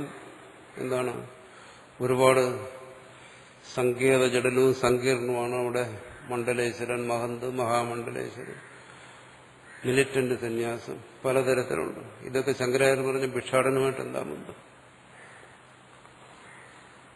എന്റെ ഗുണദോഷത്തെ നിരൂപണം ചെയ്യുന്നതല്ല, എന്താണ് ശങ്കരാചാര്യർ പറഞ്ഞ സന്യാസമെന്നും ഇത് ശങ്കരാചാര്യർ ഏർപ്പെടുത്തിയ സന്യാസം അല്ലെന്നും പറയാൻ വേണ്ടി പറയുകയാണ്. ഇതിന് ഗുണമുണ്ടായിരിക്കും, ദോഷമുണ്ടായിരിക്കും. അത് താല്പര്യമുള്ളവർ ചിന്തിച്ചു നോക്കട്ടെ. പിൽക്കാലത്ത് വന്ന ആചാര്യന്മാരാരാണ് ഈ സമ്പ്രദായങ്ങളെല്ലാം ഏർപ്പെടുത്തിയത്? ഭാഷ്യം എഴുതിയ ശങ്കരാചാര്യരല്ല ഒരിക്കലും. കാരണം ഇവിടെ ശങ്കരാചാര്യർ വ്യക്തമായിട്ടും സന്യാസം എന്താണെന്ന് നിർവചിക്കുന്നുണ്ട്.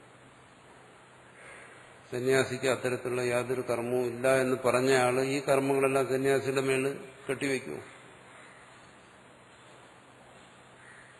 സന്യാസി കേവലം ഭിക്ഷ തന്നെ ജീവിക്കണമെന്ന് പറഞ്ഞയാള് കോടിക്കണക്കിന് സ്വത്തിന്റെ ആസ്തിയുള്ള സ്ഥലത്ത് സന്യാസി പിടിച്ച് മഠാധിപതിയായിരിക്കുമോ? ഇരുത്തുമോ? സങ്കല്പിക്കാൻ കൂടി പറ്റത്തില്ല. എന്തെങ്കിലും കർത്തവ്യങ്ങൾ കൊടുക്കുമോ? രാവിലെ മുതൽ വൈകുന്നതിലുള്ള അനുഷ്ഠാനങ്ങൾ പറയുമോ? ഇതെല്ലാം പിൽക്കാലത്ത് വന്ന ആചാര്യന്മാർ അന്നത്തെ കാലദേശങ്ങൾക്കനുസരിച്ച് അത് ആവശ്യമാണെന്ന് തോന്നിയതുകൊണ്ട് ഏർപ്പെടുത്തിയാണ്. അതുകൂടെ പറഞ്ഞില്ലെങ്കിൽ ഇവിടുത്തെ ഈ വ്യാഖ്യാനം പൂർണ്ണമാകത്തില്ല. അത് പറയേണ്ടി വരുന്ന എന്തുകൊണ്ടെന്ന് വെച്ചു കഴിഞ്ഞാൽ ഇതൊക്കെ ശങ്കരാചാര്യർ ഏർപ്പെടുത്തിയെന്ന് വിശ്വസിക്കുന്നവരാണ് ബഹുഭൂരിപക്ഷവും. അപ്പോൾ നമ്മൾ സ്വന്തം നിലയിൽ ചിന്തിച്ചു നോക്കുക. ഇങ്ങനെ ഒരു സന്യാസത്തെക്കുറിച്ച് പറഞ്ഞ ശങ്കരാചാര്യർ അതിന് നേരെ വിപരീതമായിട്ടുള്ള ഒരുപാട് ആചാരബഹുലമായിട്ടുള്ള ഇതിനെ ഏർപ്പെടുത്തുന്നു. ഇനി അങ്ങനെ ഏർപ്പെടുത്തി ഇതിലിരിക്കുന്നവർക്ക്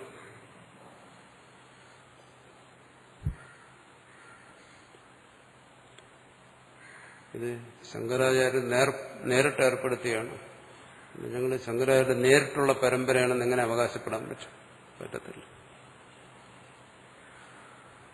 അതുകൊണ്ടാണ് ഈ ഭാഷ്യം എഴുതിയ ശങ്കരാചാര്യരെ കുറിച്ച് ആദിശങ്കരൻ എന്ന് പറയുന്നത്. ഇതൊക്കെ ഏർപ്പെടുത്തിയ ഒരാളെ കുറിച്ച് അഭിനവ ശങ്കരനെന്നും ചിലർ പറയുന്നുണ്ട്. അതൊക്കെ ശരിയോ തെറ്റോ ഒന്നും എനിക്കറിയത്തില്ല. പക്ഷെ എന്തോ ഒരു തകരാറുണ്ടെന്ന് എനിക്ക് മനസ്സിലായിട്ടുണ്ട്. കുറെ കാലം മുമ്പേ മനസ്സിലായത്. ഇത് രണ്ടും കൂടെ പൊരുത്തപ്പെടുന്നില്ല എന്നുള്ള കാര്യം ഞാൻ എൻ്റെ ഗുരുവിനോട് തന്നെ നേരിട്ട് ചോദിച്ചാണ്. അല്ലാതെ നിങ്ങളുടെ അടുത്ത് രഹസ്യം പറയുന്നൊന്നുമല്ല. അദ്ദേഹത്തിന് ഉത്തരവില്ല. എന്തുകൊണ്ട് ഇതൊക്കെ സംഭവിച്ചു, ആര് സംഭവിച്ചു? ഭാഷ്യകാരൻ ഇങ്ങനെ ഒരു സന്യാസത്തെക്കുറിച്ച് പറയുന്നുണ്ട്, അതില്ല എന്ന് പറയുന്നു. പിന്നെ ഇതെങ്ങനെ സംഭവിച്ചു? അത് ഉത്തരവില്ല. ആർക്കും ഉത്തരവില്ല, എനിക്കും ഉത്തരവില്ല. എങ്ങനെയോ സംഭവിച്ചു. അതുകൊണ്ട് ഇത് നമ്മൾ വേർതിരിച്ച് മനസ്സിലാക്കും. അപ്പോൾ അതുകൊണ്ട് വേറെ ഗുണം കൂടെയുണ്ട്. ഞങ്ങൾ ഇന്ന പരമ്പരയാണെന്ന് പറഞ്ഞ് മിഥ്യ അഭിമാനം കൊള്ളുന്ന വലിയൊരു വിഭാഗം ഉണ്ട്. അവരുടെ ആ മിഥ്യ അഭിമാനത്തെ കളയാനും ഇതറിഞ്ഞിരിക്കുന്ന നല്ലതാണ്.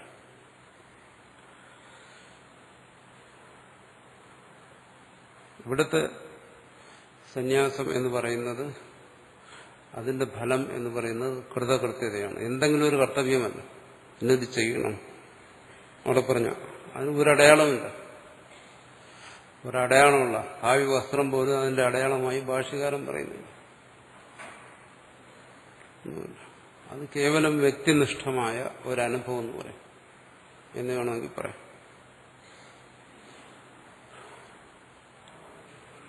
പിന്നെ ആ ഒരു സ്ഥലത്ത് എത്തിച്ചേരുന്നതിന് ഈ പറയുന്ന സന്യാസി ആകുന്നതിന്, ഇന്നത്തെ നടക്കുന്ന സന്യാസിയാകുന്ന ആർക്കും ആകാം. അതിനൊരു ചെറിയ ചടങ്ങ് മതി.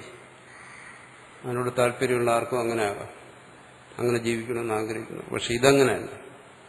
ഭാഷ്യകാരൻ പറയുന്ന സന്യാസത്തിന് ശ്രവണ മനന നിധ്യാസനങ്ങൾ വേണം, അതിനുള്ള യോഗ്യതകളൊക്കെ വേണം, അങ്ങനെയുള്ള ഒരു ബോധം ഉണ്ടാകണം. അത് എല്ലാം വേണ്ടിവരും. അതുകൊണ്ട് അതൊരിക്കലും സർവ്വസാധാരണമാകത്തില്ല.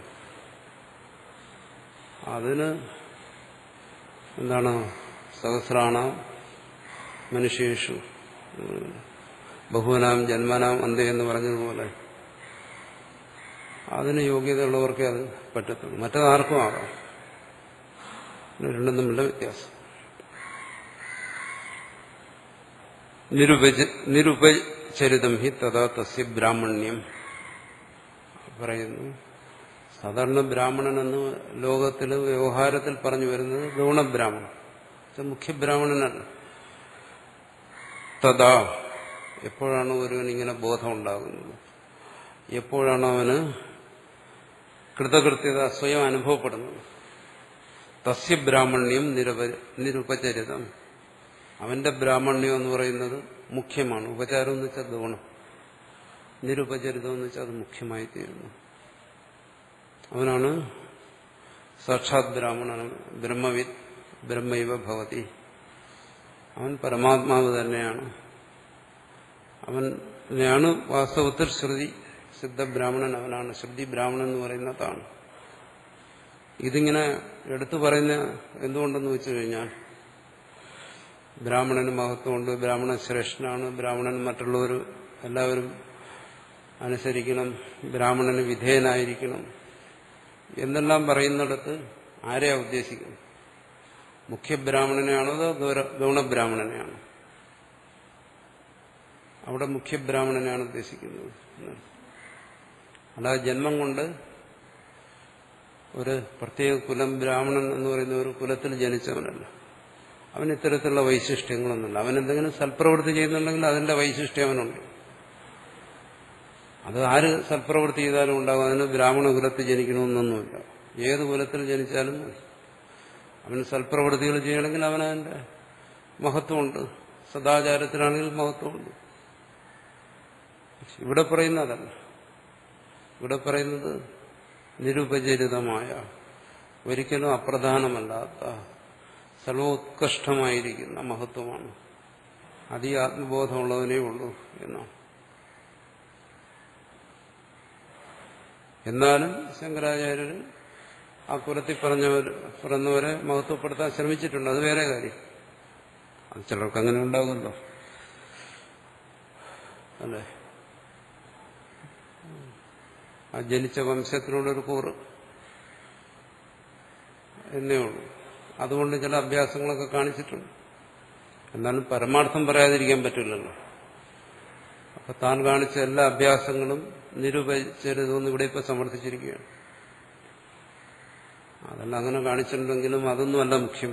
ബ്രാഹ്മണ്യം അതല്ല, അത് അറിവുകൊണ്ടുണ്ടാകുന്നതാണ് എന്നിവിടെ സ്വയം തന്നെ പറഞ്ഞിരിക്കുകയാണ്. അതാണ് പറയുന്നത് പ്രാഗപി പ്രസിദ്ധം ബ്രാഹ്മണ്യം. ബ്രാഹ്മണ്യം എന്ന് പറയുന്നത് നേരത്തെ തന്നെ വർണ്ണ വ്യവസ്ഥയിലുണ്ടല്ലോ ഒരു ബ്രാഹ്മണ്യം. പറയുന്നത് അതല്ല മുഖ്യം. നിരുപചരിതം ഹി തഥാ തസ്യ ബ്രാഹ്മണ്യം പ്രാപ്തം അതാഹ സബ്രാഹ്മണഃ കേന സ്യാത് കേന ചരണേന ഭവേത് യേന സ്യാത് യേന ചരണേന ഭവേത് തേന ഈദൃശേവായം. അപ്പോ അങ്ങനെയുള്ള ബോധമുള്ളവൻ, അവന്റെ ചരണം എന്ന് വെച്ചാൽ ആചരണം എന്തായിരിക്കും, ഏത് ആചരണം കൊണ്ടാണ് അവനെ തിരിച്ചറിയേണ്ടത്, എന്തെങ്കിലും ഉണ്ടോ അതിന്? ആ ബോധമുള്ളവനെ തിരിച്ചറിയാൻ എന്തെങ്കിലും അടയാളമുണ്ടോ എന്ന് ചോദിക്കും. അതിനെക്കുറിച്ച് വിശദമായ ചർച്ച ഇവിടെ വരുന്നുണ്ട്. വാർത്തികാചാര്യൻ അത് വിശദമായി ചർച്ച ചെയ്തിട്ടുണ്ട്. അങ്ങനെ ഉണ്ടോ? അതിന്റെ അവസാനത്തെ നിർണയം ഇതാണ്. എന്താണ്? അതിനൊരടയാളമില്ല, ഒരടയാളവും അതിനില്ല എന്നർത്ഥം.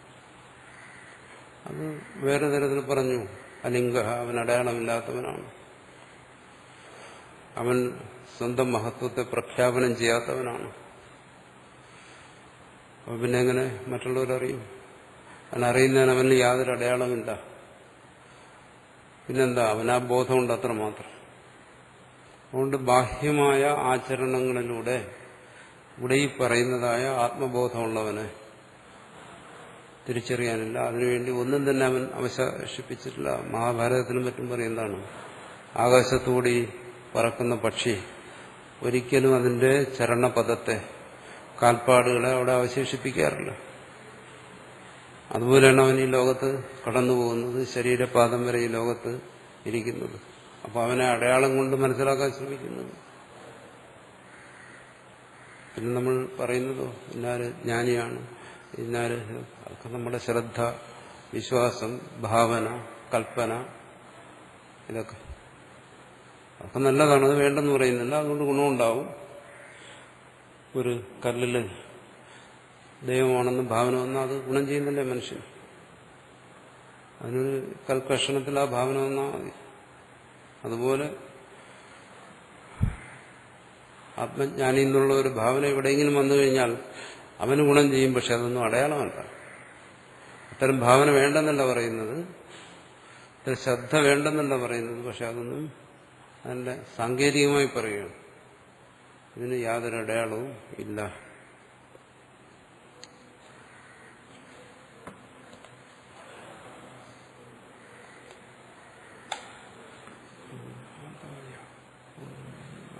ശരി.